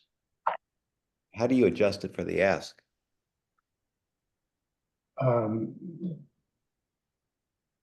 don't know how to say it other than that. I apologize, I'm not better at expressing the concept. No, So, I mean, I understand the math of dollars per point times rubric score. That's clear. I'm not sure how you adjust it for the ask. So if we adjust for the ask and we say basically everyone gets the dollars per point of their rubric score unless it exceeds, that gives us $170,000 extra. But it's not the amount of that they're getting is not relative to their ask, it's relative to their rubric score. So the only time you'd get extra money to redistribute is this basically when it exceeds. And that all I did was I took the excess from doing the straight point distribution and figured out which ones, oh, this one is also in there.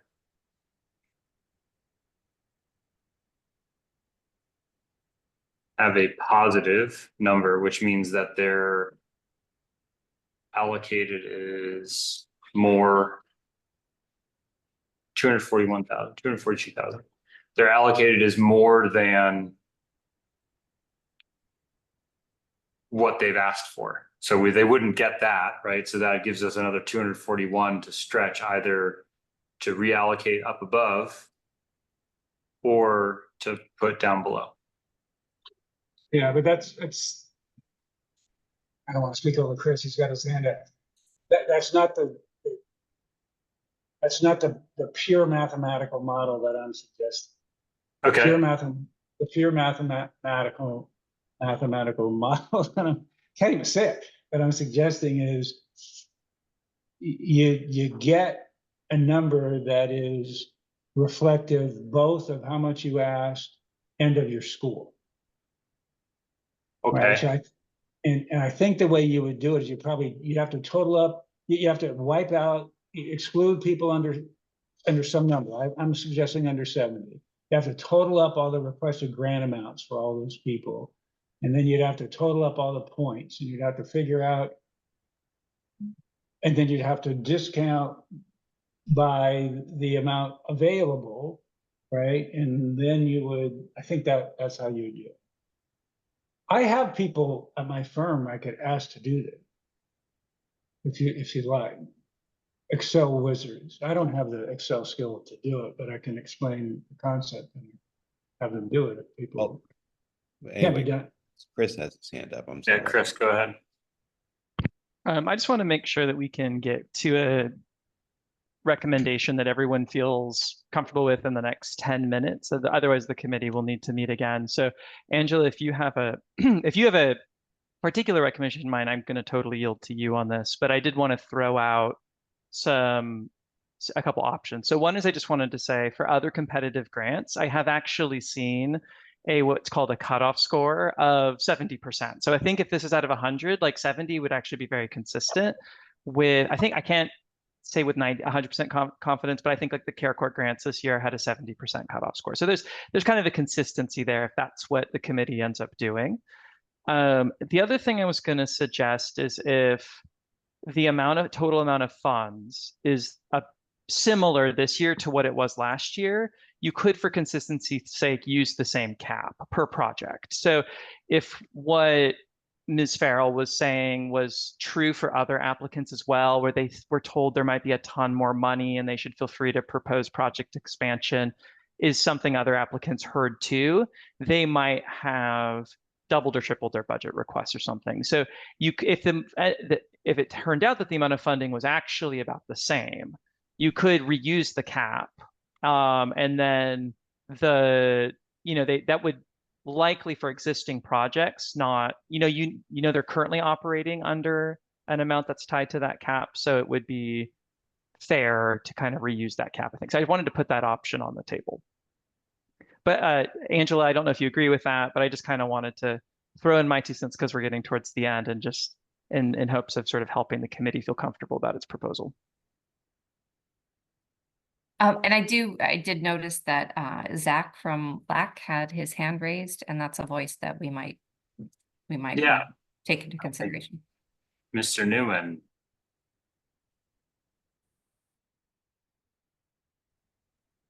Yeah, thanks everybody for this really great discussion. I just wanted to chime in at this point to kind of second what Chris had said, I think, which I think is ultimately seconding what Jenny was saying originally about how important the 2024 award column is kind of a comparative point rather, especially given the fact that so many legal aid orgs are really concerned about experiencing cuts to various funding streams at this point, having to lay off staff, reduce services, etc. I think Jenny was hoping to make one additional point, but it sounds like we're getting a little short on time. But if she could have kind of one more point, I think she has a valuable perspective that kind of is representative of what most folks are thinking about this. Can we give her 30 seconds? All right, go ahead. Thanks, everyone. Yeah, when you were doing option C, I just wanted to let you know, take anything over 180 from mental health advocacy services and put it towards getting other people more funding or continuing projects that already exist. And I'm saying that as an executive director of one organization, but I think you were asking what would LAC think about this? What does the legal aid community think about this? It's just keep our funding the same. So yeah, Chris's point is well taken, like put back in that 2024 award amount. Don't give us more than what we got last year. Use that extra to get more projects funded and to keep projects going that already exist, where the cuts are more are harder for us than not getting an expansion. It's like I would wait cutting a project from what its award was from 2024. So like you were doing some workshop, some math on option C, and we at some point MHAS's amount then was like 250 or something. I'm like, no, go back to the 180. Like if you're strapped for cash, just give us our 2024 amounts to as many people as possible at the 70 score or above, and then figure out what to do with the rest of it would be my recommendation. Thank you so much. Jason, can I suggest something? I'm going to suggest that we do kind of what we did with the care courts, because this has gotten kind of complicated. And I think there are a lot of good ideas here, but I don't know that I'm comfortable making a recommendation right now. What I would suggest is that we schedule another meeting of this committee. We don't have to get to the commission till August, right? Eric, can I interrupt you? Because I said something that was wrong about how much time you have left. I should have checked. I thought this meeting ended at 3. It goes until 4. So Oh. you're actually not running out of time. You have plenty of time. So if you were about to say like we need to wrap up, that was actually an error. This meeting goes till 4. Well, yeah, okay. May I interject and say that it might behoove us to take a 5-minute break just because we've been. I was just going to suggest the same. I can use a bio break. Yeah. Yeah. Let's do a 5-minute break and we can crunch some more numbers and frameworks. I'm still trying to wrap my head around what Joseph's trying to accomplish. So we'll see. Okay. Back in 5 minutes, everyone. At 3 o'clock, we'll resume.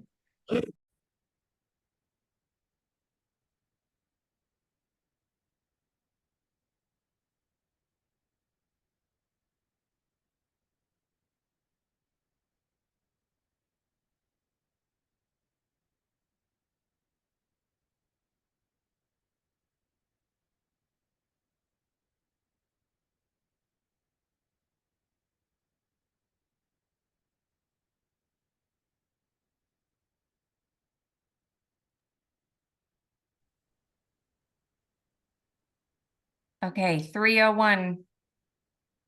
301, Chair. Oops. I'm muted. Let's call us back to order then.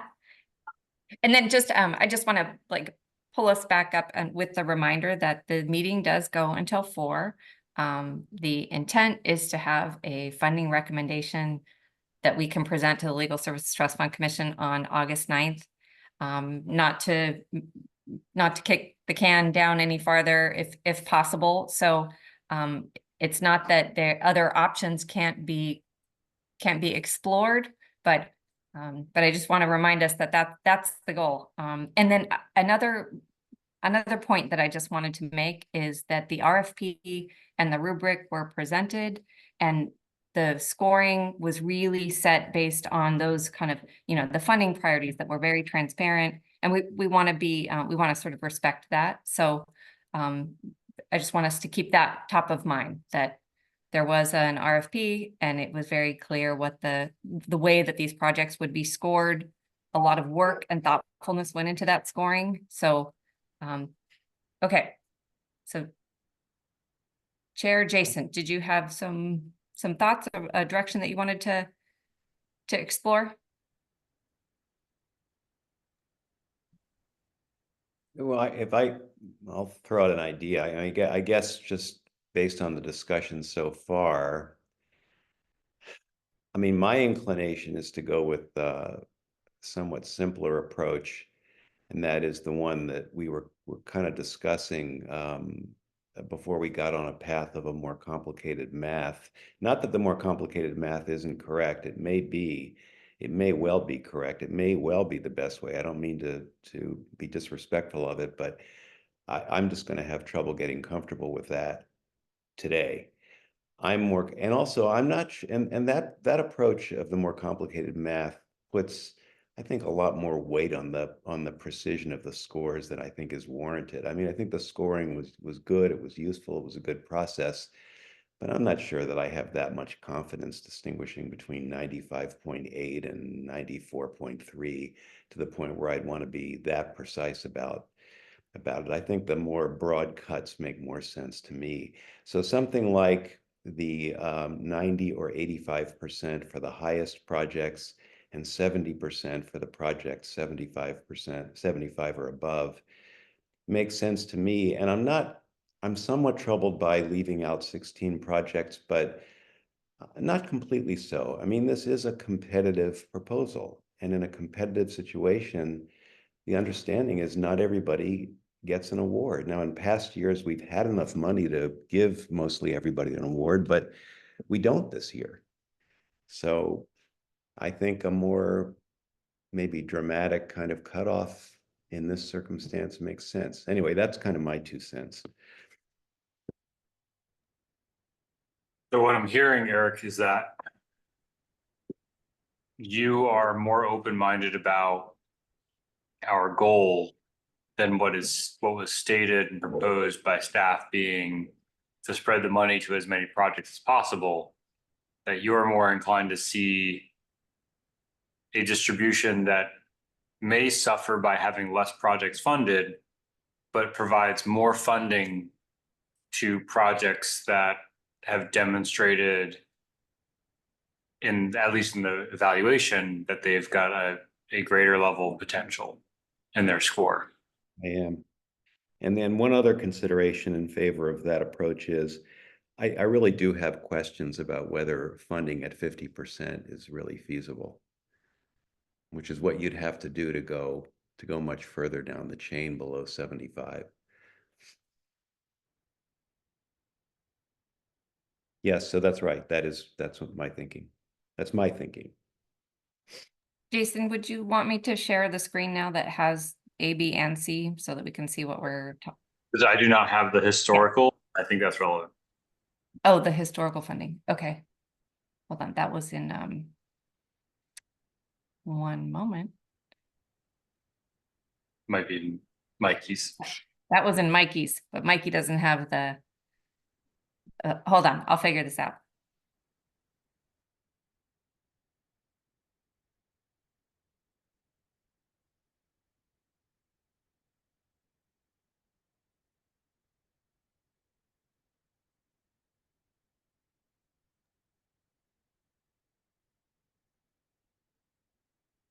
While Angela's pulling it up, I'm kind of lending my perspective from having helped the court grants committee and the homelessness prevention funds committees administer competitive dollars, which actually are very different types of projects than the partnership grants committee. Like, it's just very fundamentally different, but just whatever insight I can lend from those other processes.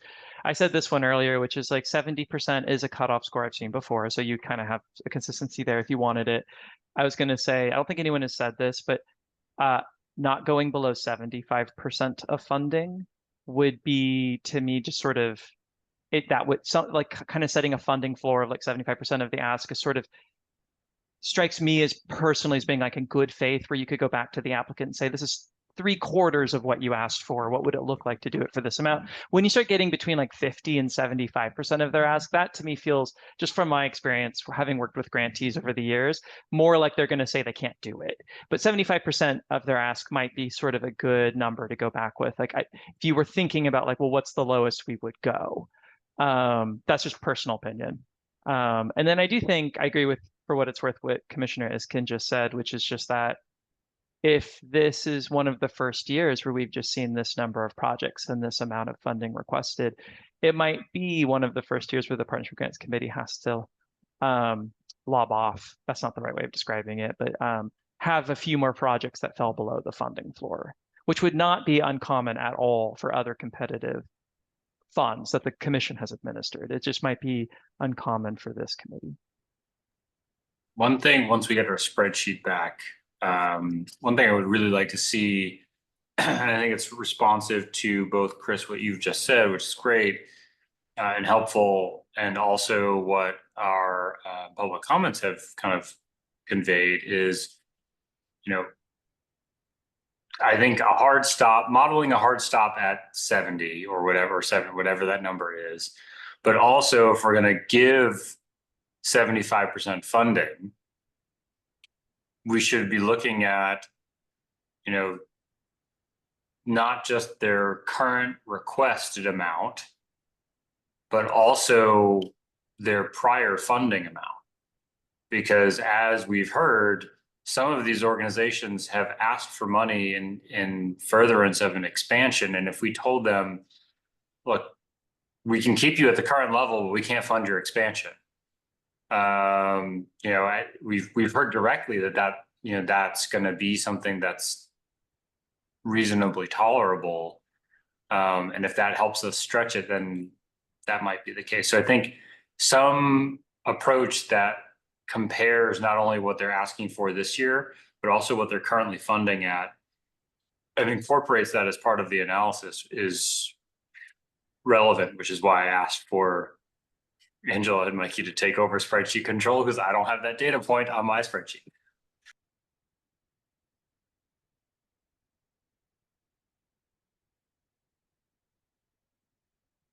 Okay, so before you, you see option A, option B, and option C.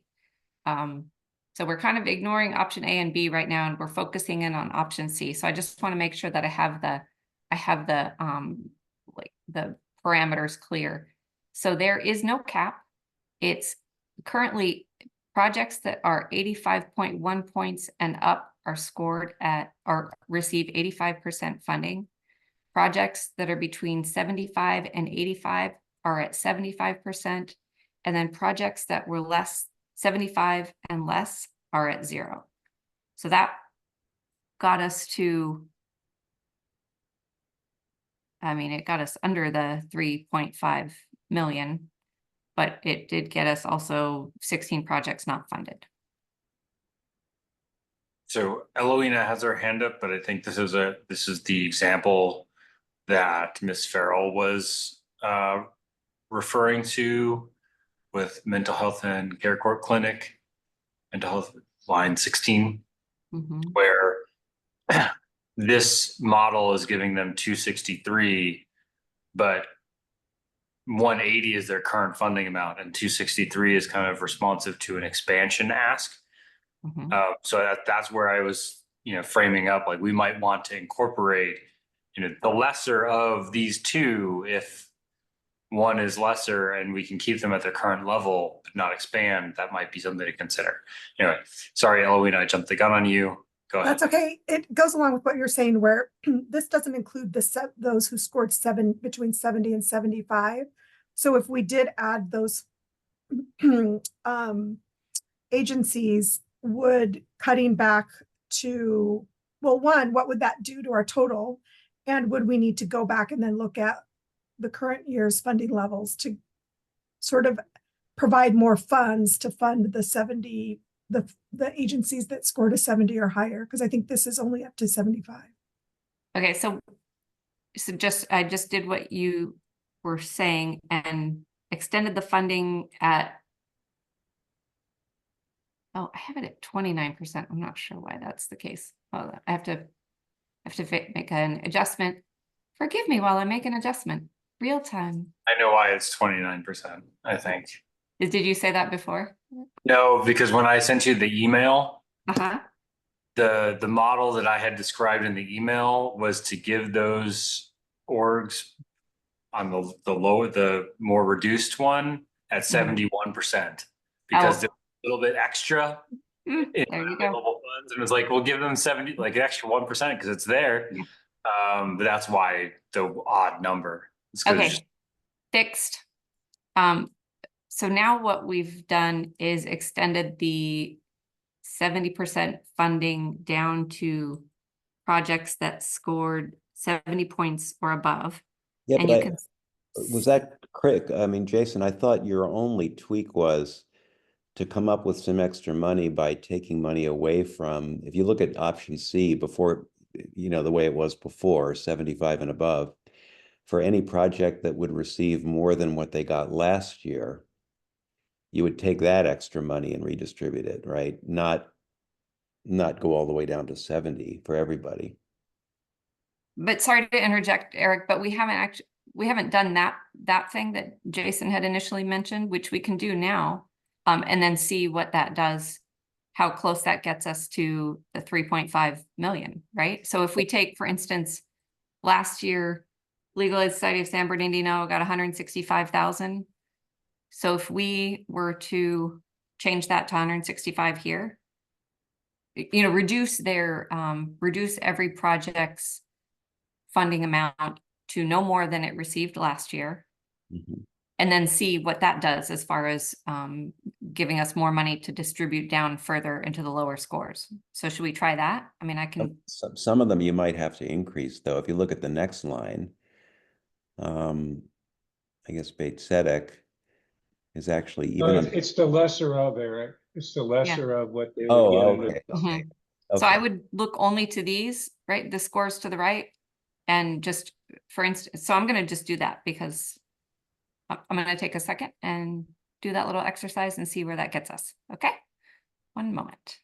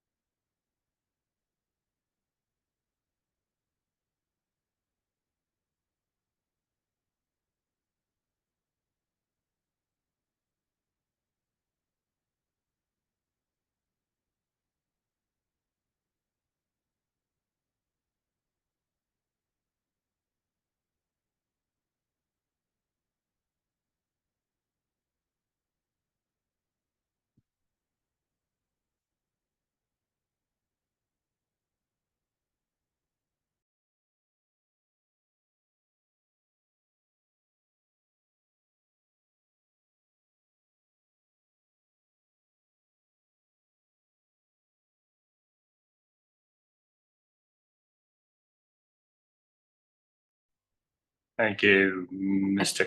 Holder. Which ones did I miss? If you go up to where it's 233, 410, the next two, Mm-hmm. one's 104. It's a lesser amount of their current funding, and one's 156, I think is the lower amount. And then the next one after that, 25, Wow. which is an interesting, that's interesting in and of itself. Right. You know, I'd be concerned about that one, because I think there's a few of these that, while I can appreciate the comments that we've had, I would, it would help to have them at 25, but I would kind of be curious, like, was 25 like the startup and there was an expectation of expansion? I'd want to go like ask them or look at the project again to make sure that that level of production was even reasonably sustainable.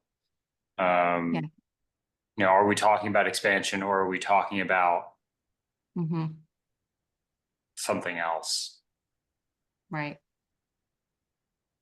Right. And I'm a little. While we heard from mental health advocacy services, their request is framed a certain way, and in that context, we can know with some reasonableness that maintaining current levels of funding is enough to provide a service that is currently being provided, or reasonably in that frame. That's not necessarily true for every one of our requesters. So that could change things, and that might be a nuance we want to follow up with. So for just consistency's sake for this approach, I think I'm going to continue just to make this column consistent. I'll do what we've been doing thus far, since we know.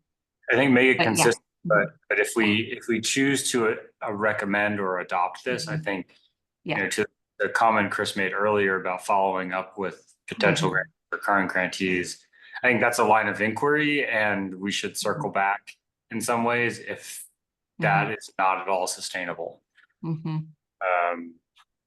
Because what I don't want to do is think we're doing a great job spreading the funding around and only cutting programs really at the bottom of the scoring rubric, and inadvertently, effectively cutting out programs in the middle because of the way we're modeling this out, not intentionally doing so. Right.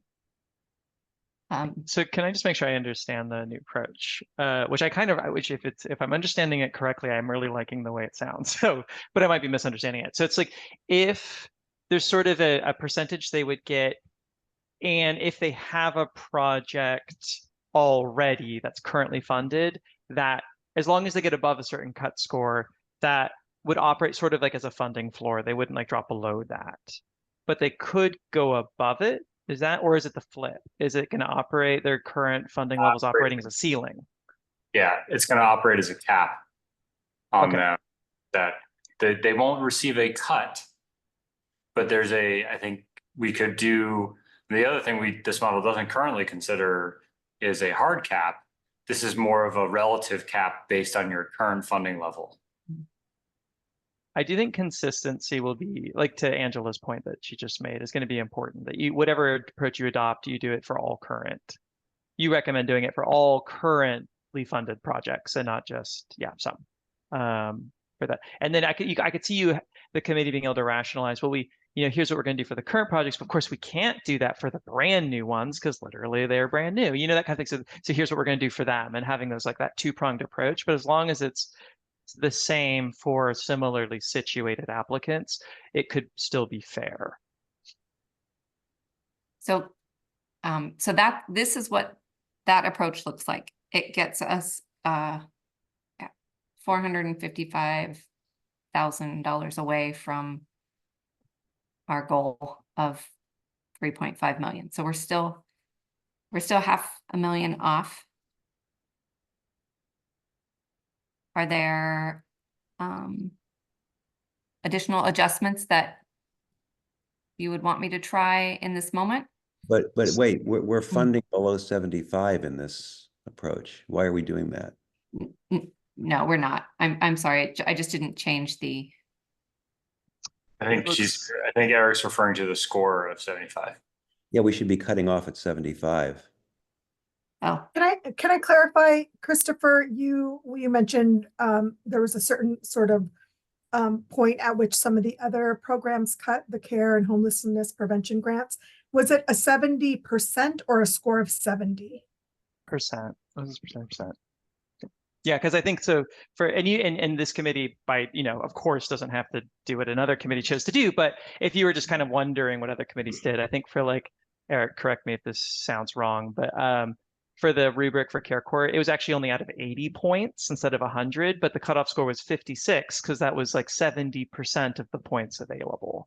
So here, if your total number of points available, excluding the bonus points was 100, you would, if you wanted that same kind of cutoff score, here for you, it would be 70 points. And you don't have to do what the other committee did. But if you're, I just wanted you to feel comfortable if that's the approach you ended up taking, that you would have company with your peer committees. so I think what I hear we want to try is taking off the under 75, right? So delete these, and that gets us below the funding amount, 3.2. Which then, following this is now we have options. We can either fund more projects or fund the projects on the list at a greater percentage. So right now, if the projects between 75 and 85 are at 70%, is that right? Yeah. Or the 70% if it doesn't hit their prior funding year amount? The soft cap, I guess. Yeah, that's Can I just clarify? It looks like if we were talking about it a minute ago, it's very hard for me to see the screen, but there was one where their prior funding amount was 25,000, but they're asking for like 72,000 now, right? And we've now plugged in 25,000, and the idea was let's go back to them and find out if capping them at 25 is going to be a problem. It's going to be a problem. I mean, that's why they're asking for significantly more than that, right? So I'm not comfortable limiting this one to 25,000. It seems to be different from the others. Well, in fact, why is that? Yeah, the math doesn't even work there. Their requested amount is 120. Shouldn't they be getting 70% of that? Well, they aren't in this current one because we've capped them to the last year amount. And I'm saying we should not be capping. Right. We should not be capping this program to I see. last year amount. So my inclination, look, I heard there was a thoughtful comment from one of the applicants to the point that you could cap me to the last year amount and that would free up more money and we'd be okay with that. But we don't know that other applicants feel the same way. So I'm inclined not to do that. I'm inclined to not cap people based on last year. What if we did? We know it doesn't work for at least one. What if we did like whatever they fall in, whether or not it's 70% or 85% or last year's, whatever is more? And we're just not capping them based on last year. That's the same thing I'm saying. I just want to make sure I understand. So what you're proposing is not using last year's funding amount as a cap. That's what I am proposing. I've given up on my incredibly complicated, only Joe understands it approach. Only Joe thinks he understands it. It may not actually understand it. I agree, it's too complicated, and I think Eric's point is well taken that it probably gives more mathematical precision to these scores. But I would not cap people based on last year. And Angela, my proposal or suggestion or whatever it is still sort of fall within whatever percentage they are. They're either funded at 85% or 70%, depending on their score. Or last year's amount, whatever is more. So for example, the one we're talking about at 25,000, the more would be the 75% of the request. Okay. Well, I Okay, wouldn't give people don't know. last year, Mhm. Eloina, if I'm I'm not sure if I'm pronouncing it, Eloina, probably, right? Yes. My apologies. I wouldn't give people more than they're asking, or more than their rated score would give them, just because last year they got more, which is what I hear you saying. So I would just that throw probably out would be last true year. in some of the situations. Yeah, so I guess maybe that recommendation would not work.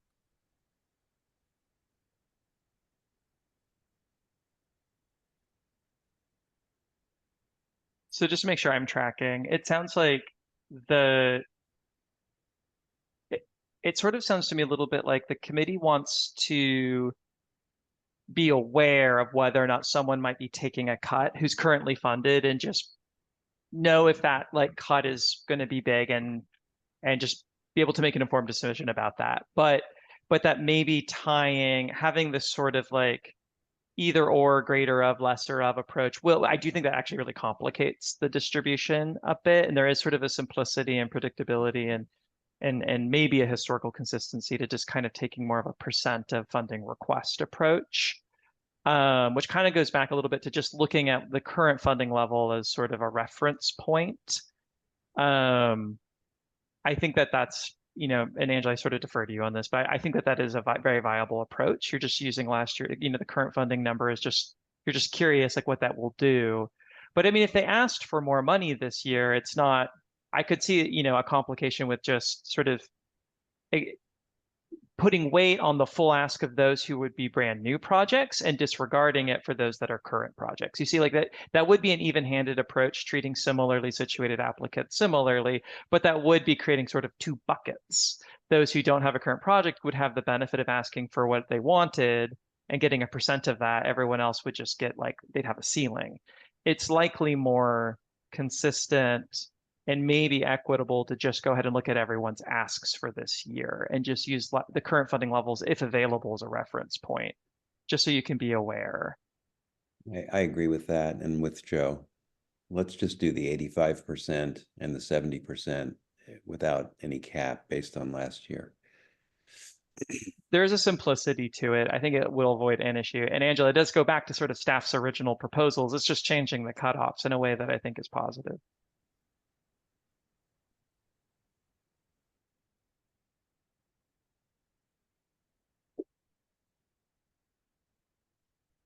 Angela should get OT for all this Excel work she's having to do here.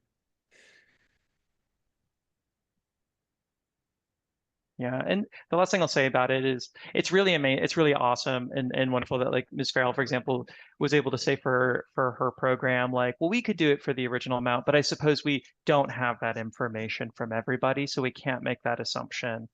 Maybe some would need the increased amount to keep this working because of increased costs of some kind. Maybe their salary scale changed, something like that. So we should, I would caution the committee to avoid assuming that everyone who got current funding could make it work for that amount. That maybe they asked for more because they truly needed it. It wasn't just project expansion. Chris, you just made the point I was trying to make earlier, but much more eloquently. So thank you.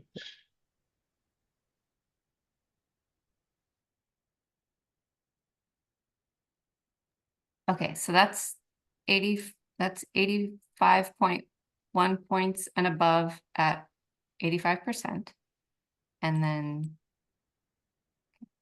we'll get there, folks.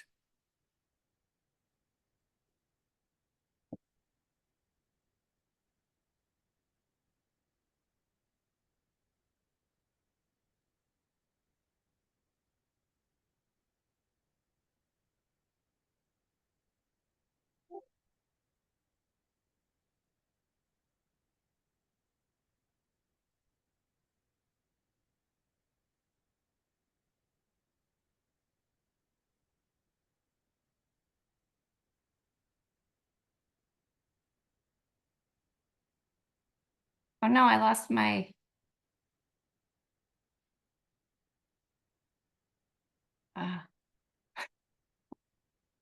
My auto sum.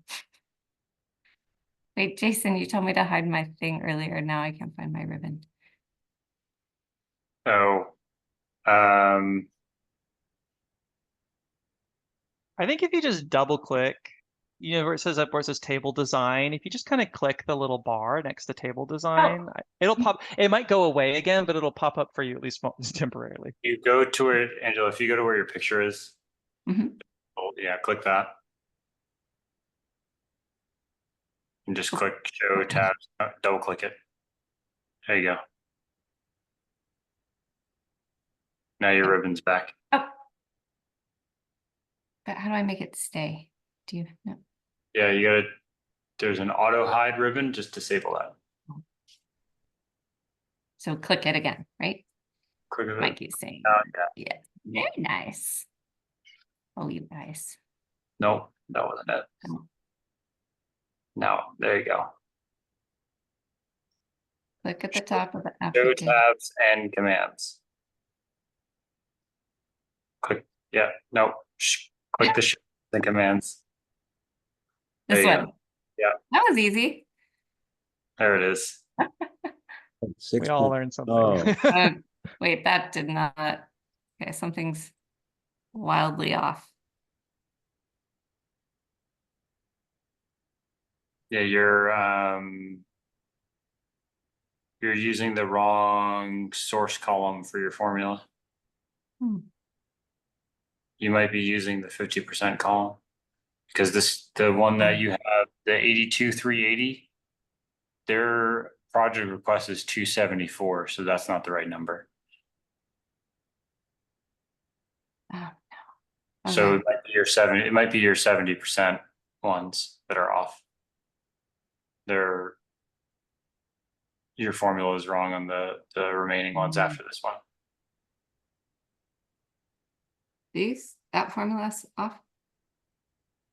Gosh. Yeah, 70% times. Yeah, you're subtracting. You're giving them 30% of their request, not 70%. Okay. Okay. The 0.7 to 0.3. Okay. So start back up. No, those ones are right. This Okay. one is. This is change where it it starts. to Change 0.3. it to 30. Okay. Yeah, there you go. And then copy that for the rest. Okay.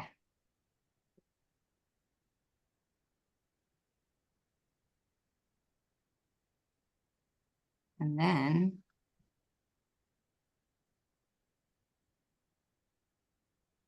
Closer. closer. I think that's why. Under. That was why I'd use the 71% instead of the. That is why. So we're. I guess I'm having a little trouble seeing it. How much is left over, or are we over? We have 120,000 or so left over. So if you change the formulas on the where you have 0.3 and you change it to 0.29 and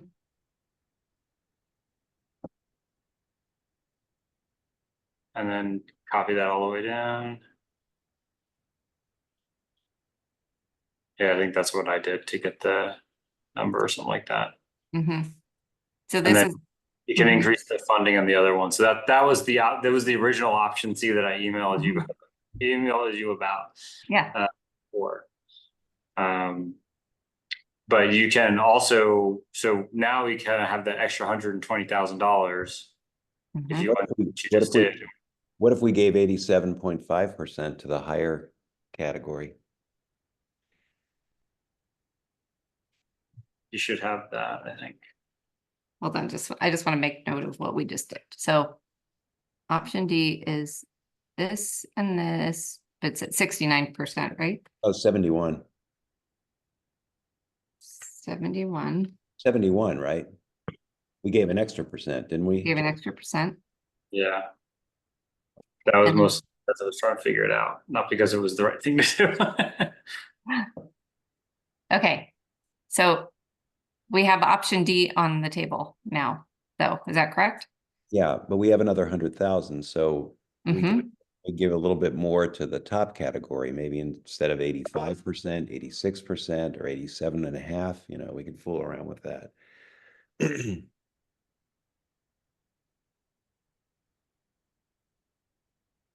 Should we try it at 90 and see where that gets us? Or is that going to be wildly off? That may be too much. I mean, in terms of dollars, I would do 87.5, see where that gets you. Well, you try 90. All right, try 90, see what happens. Okay, so we're funding at 10%, right? Right. 10% cut.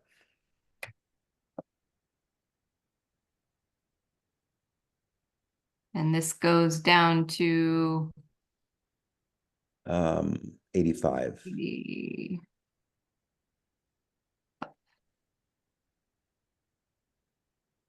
ooh, that's very close.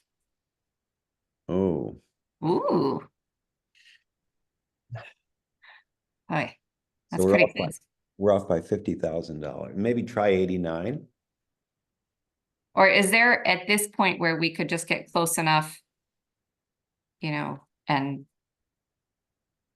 yeah, because I imagine it's gonna be really difficult for us to get to an exact amount, and we Right. don't even know what the final funding recommendation amount or the budget Yeah, we amount do. will be. We do, don't we? We do at this point. The legislature passed the budget. Yeah. Are you expecting an amendment to the Budget Act, Angela? Oh, I was just told to prepare the committee that this actual number, this 3.5, could change and that it's not firm. So I know the governor hasn't actually signed the budget yet. He has, but the Budget Act of 2024 passed. But there are often, not to invalidate your point, there are often budget amendments. So like what you heard might reflect something someone knows, that throughout the summer the legislature will often like amend the budget. Okay. So yeah, I mean someone might know something to that effect. Okay, in this moment though, it is pretty close. So is the thinking that we try 89%? How close? What's the delta? We're off by 50,000. Oh gosh. It's close, right? So walk me through the formula again that you're using, because I pulled up my old email that I had to use. Okay. No cap on projects. 85.1 points and up are funded at 90%. Mhm. Right, hold on. 90%. Projects that are greater than 75 to 85 are at 71%. And then projects below 75 points are at 0 funding. And we're 50,000, 51,000 over.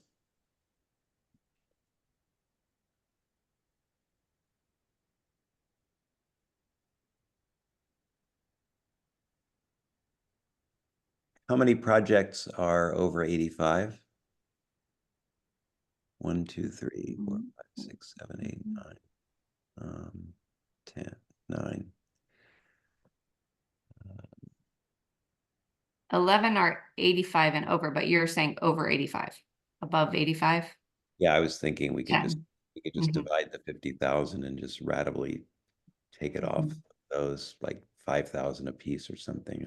I don't know. That could certainly be what to do if we, you know, allow for whatever the difference is, if it's less than $50,000 to distribute it this way, like that could be an option. Jason, I feel like you're looking at something and about to make a comment. I am looking at something, but I don't have a comment yet. No? Okay. I'm trying to think how, I'm sorry, I just asked, are we 50,000 left to distribute, or we need to cut 50? I think it's left to distribute, right? No, we need to cut 50. We need to cut. Oh gosh, that's harder. I was gonna say I think we like last year probably it likely got distributed, whatever amount was remaining among the lowest ones or something, but it's harder to cut. Yeah. A thought might be to introduce a cap again, though. Wait, I have different numbers and I'm trying to figure out where our gap is. Did 90% for everything that's 85.1 or higher, Yes.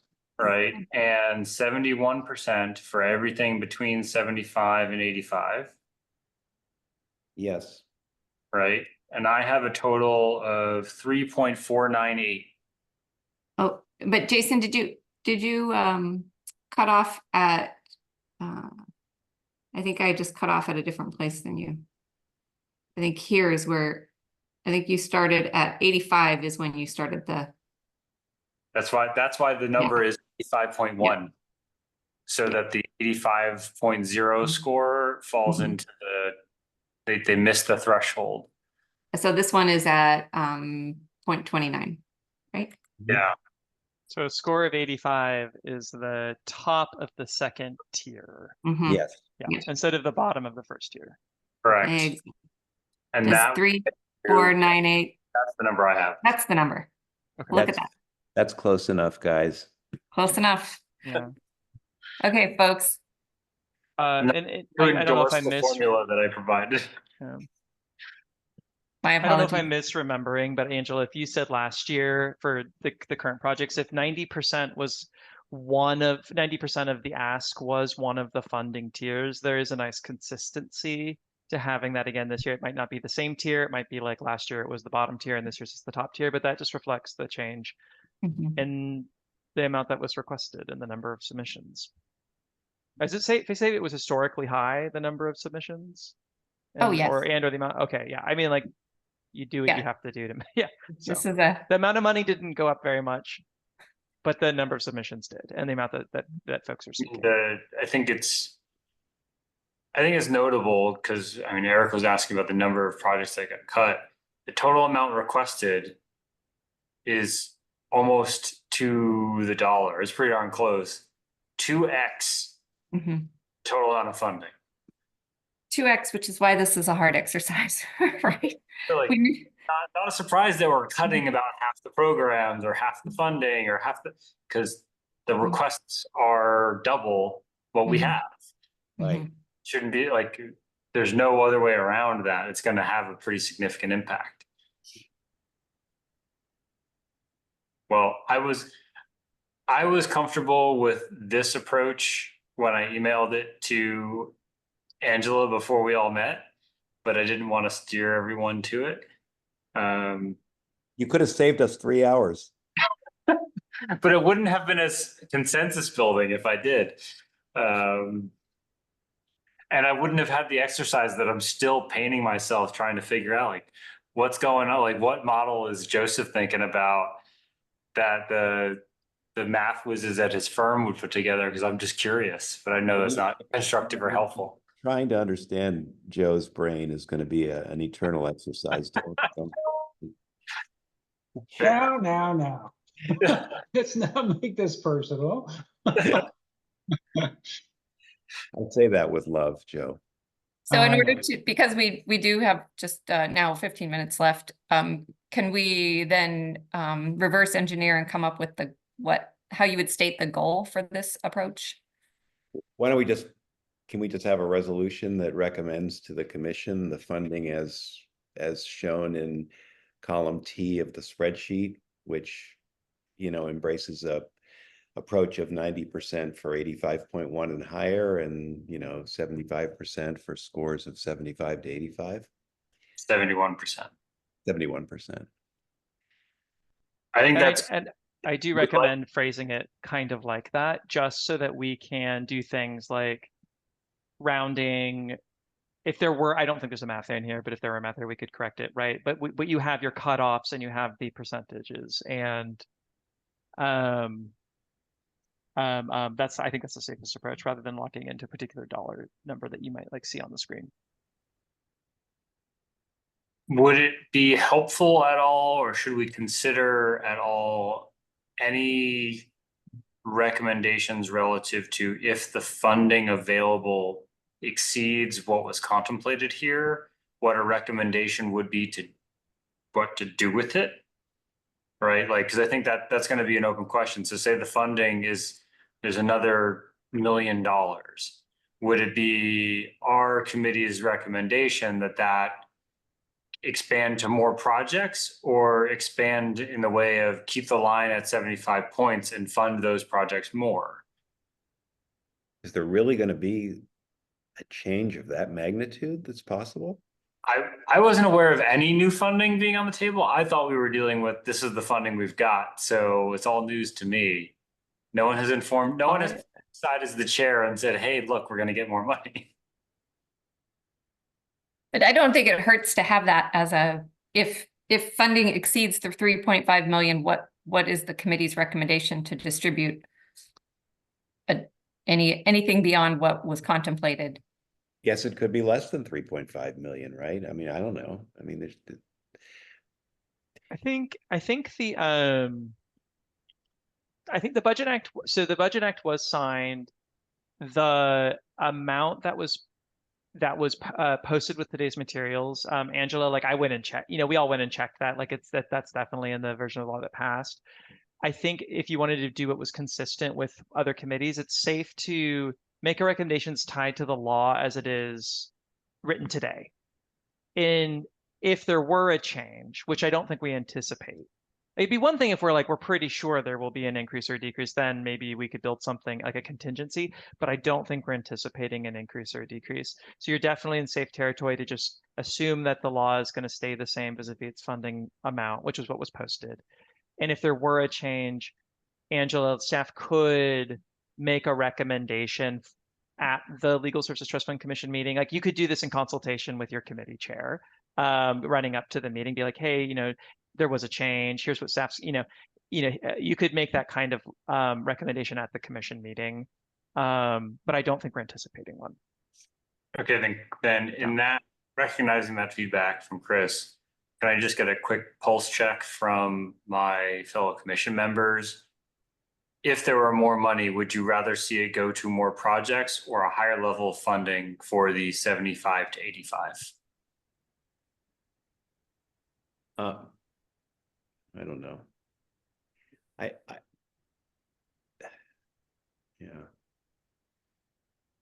I think it would be hard to say because like my initial response is to fund more projects, but at what level, and then could they do the work that they needed to do without knowing a dollar amount, right? So we could say fund more projects, and let's say we'd have to have a cutoff somewhere, and let's say it's 70 points. I don't know what percentage that is. I'm sorry, go ahead, finish. Yeah, no, it's hard to know without having a dollar amount, right? Sort of what we were talking about, where if we added more programs, which would be my initial preference, could they do what they need to do if the amount that we received is funding them at 50%? So I think it would I don't know. So then does that mean we just add more money to those who we're already funding? Because we don't have those considerations. I think we're creating a problem that doesn't exist. I think we ought to just assume that the money that is going to be available is the money that we think is available. At most, there will be very minor changes. And as Chris suggested, I think those minor changes can be worked out between staff and the chair. I think we should focus on deciding if we agree on this approach, number one, and then getting a resolution together. That sounds like a motion to me. Yeah, but I don't know what the wording of the motion is. We need to get some wording. I think you should make a motion in line with recommending option D, if that's what you want us to move forward with. Yeah, I do. I would move that we recommend to the commission funding, awarding funds in amounts as shown in option D on the spreadsheet that will be referenced, which embraces a proposal of funding the highest scored projects scored at 85.1 or higher at 90% of their request, and funding projects scoring between 75 and 85 at 71% of their requests. And I'll second Eric's very eloquently stated motion. It's not very eloquent. But thank you. All right, I guess. Do you know, just to be safe, is it okay if we, since we have a few minutes, to write it out, even if it's just Angela in a Word document, just so everyone can, and that way when it goes into the minutes, it's like worded perfectly, you know, so it's if time permitting. Mikey, We would you have mind? 9 minutes to do so. Mikey, Yeah, will you if we were pull at the time, I would PowerPoint? say this works, but I think there's time, and this way it's just for the record, it's like spelled, Yeah. you know, exactly, yeah. I'm gonna have Mikey show the PowerPoint that we had previously that has a motion, and we'll just edit it if that's Perfect. okay. Yeah. Is that okay, Mikey? You got that? Okay. So I'm gonna stop sharing. I know everyone's gonna really miss this spreadsheet.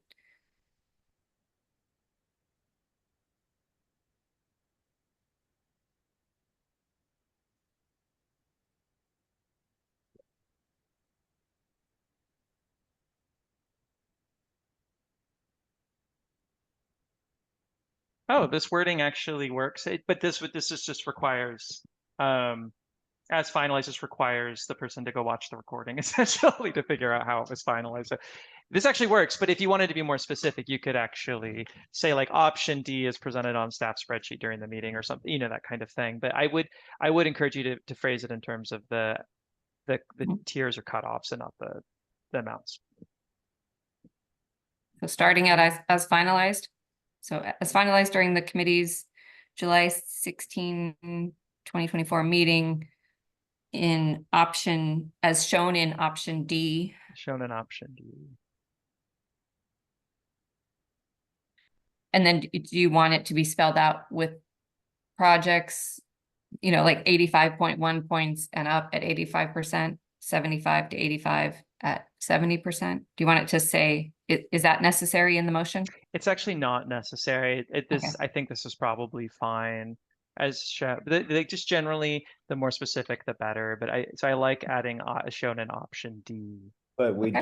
but will a future reader know what that means? What is They would option? have to watch the recording or read the minutes. So it's kind of up to you, Angela, and the Mhm. commission, and the committee. Use Angela's committee coordinator and the committee members, and well, actually, Eric, it's your motion. So the how you want to phrase it. Generally, more specific is better. Well, what I'm thinking about is the commission meeting in August or whenever it is. I mean, are we going to present this resolution to the commission? Because this isn't going to be meaningful to the whole commission. They're not going to know what we're talking about. So specifying, I don't think there's any harm in that. So in option D, comma, and then Mikey, can you add did you have access to the header that says 85.1 points and up at 85%? No?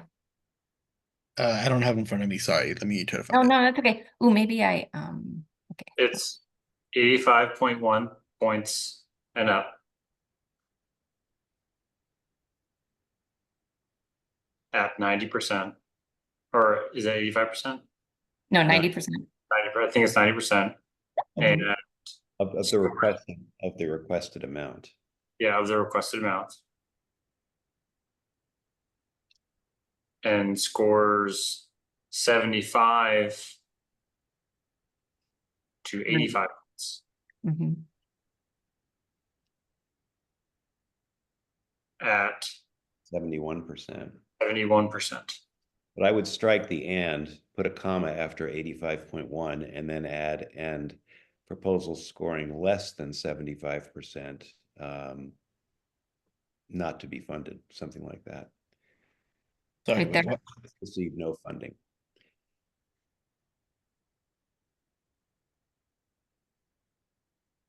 Yeah, And scored score. less than 75. Points It's not percent, it's points. Points, Right. received 0 funding. right? I would say no funding. We don't have to rub it in. Yeah. And then Eric's comment was the deleting the and adding a comma. No, The not one that one. The one before 70, the first 75, that one. Yep. And again, option D, you think that's clear enough? Because I'm not sure. Everybody's meeting as shown in option D of this, of attachment C. Well, was it attachment C? Yeah. Mhm.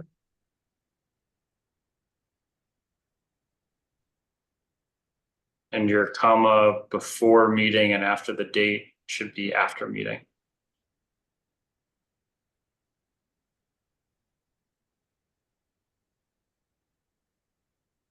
Should it be attachment C to the staff's memo of July, whatever the date? Mhm.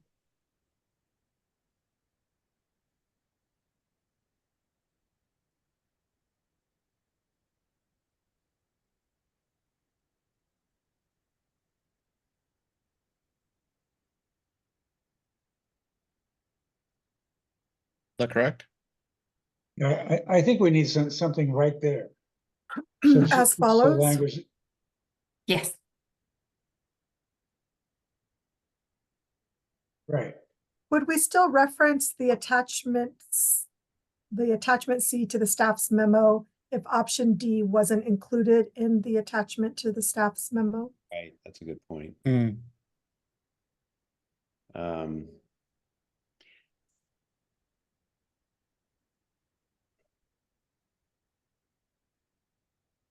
Yeah. I mean, could we just attach the spreadsheet to this, a hard copy of the spreadsheet to this memo, to this resolution? Attachment C shown in option D of the attached spreadsheet, or attachment D column T of the attached spreadsheet? I think it's correct as shown in option D of attachment C to the staff's memo dated July 16, 2024. I think Eloina's point is that that was not in the staff. Oh, so the previous part of this resolution as finalized during the committee's July 16, 2024 meeting, Okay. as shown in option D. Yeah, I hear what you're saying. No, it's not. Yeah. I mean, since you've articulated exactly what the spreadsheet is doing, you could just say as finalized during the meeting as follows. Because you've articulated, you don't need to reference an attachment or an option. You're saying exactly what it is. Yeah. I don't know if it's gonna read cleanly, but functionally, you don't need any references to attachments.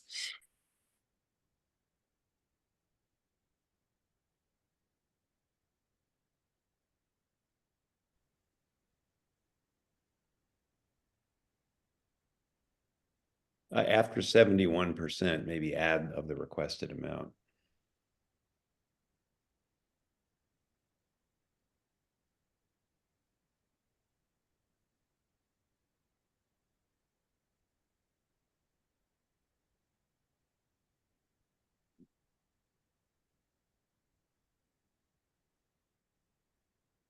Well, so moved.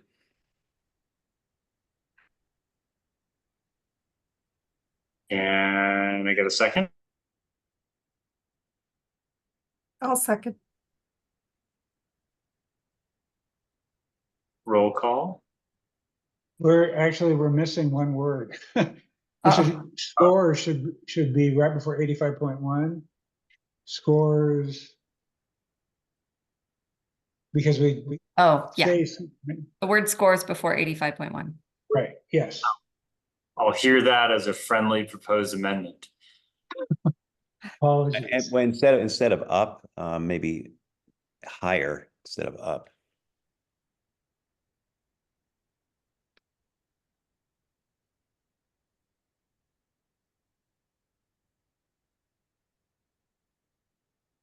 Okay.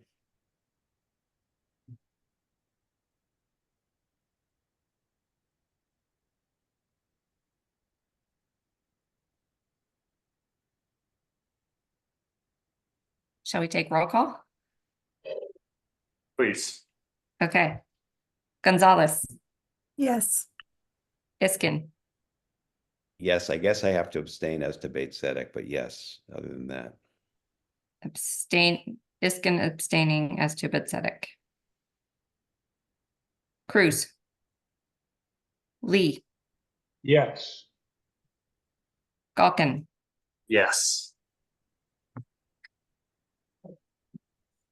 So that would be 4 yeses, 0 nos. The motion carries. At the buzzer, thank you, everyone. Thank you also especially to our public commenters and participants. Appreciate that. Yeah, thanks to everybody. That was easy. That was a very thoughtful meeting, and I think this is a good process and a good result. So, thank you, everybody. Yeah, thank you. Jason, thank you for the good leadership, and thank you to the staff. Yep. Big thank you to the staff for your Yeah. spreadsheet marvels. Appreciate that. All right, take care, everyone. Thanks, everyone. Thank you, Bye. everyone. Bye.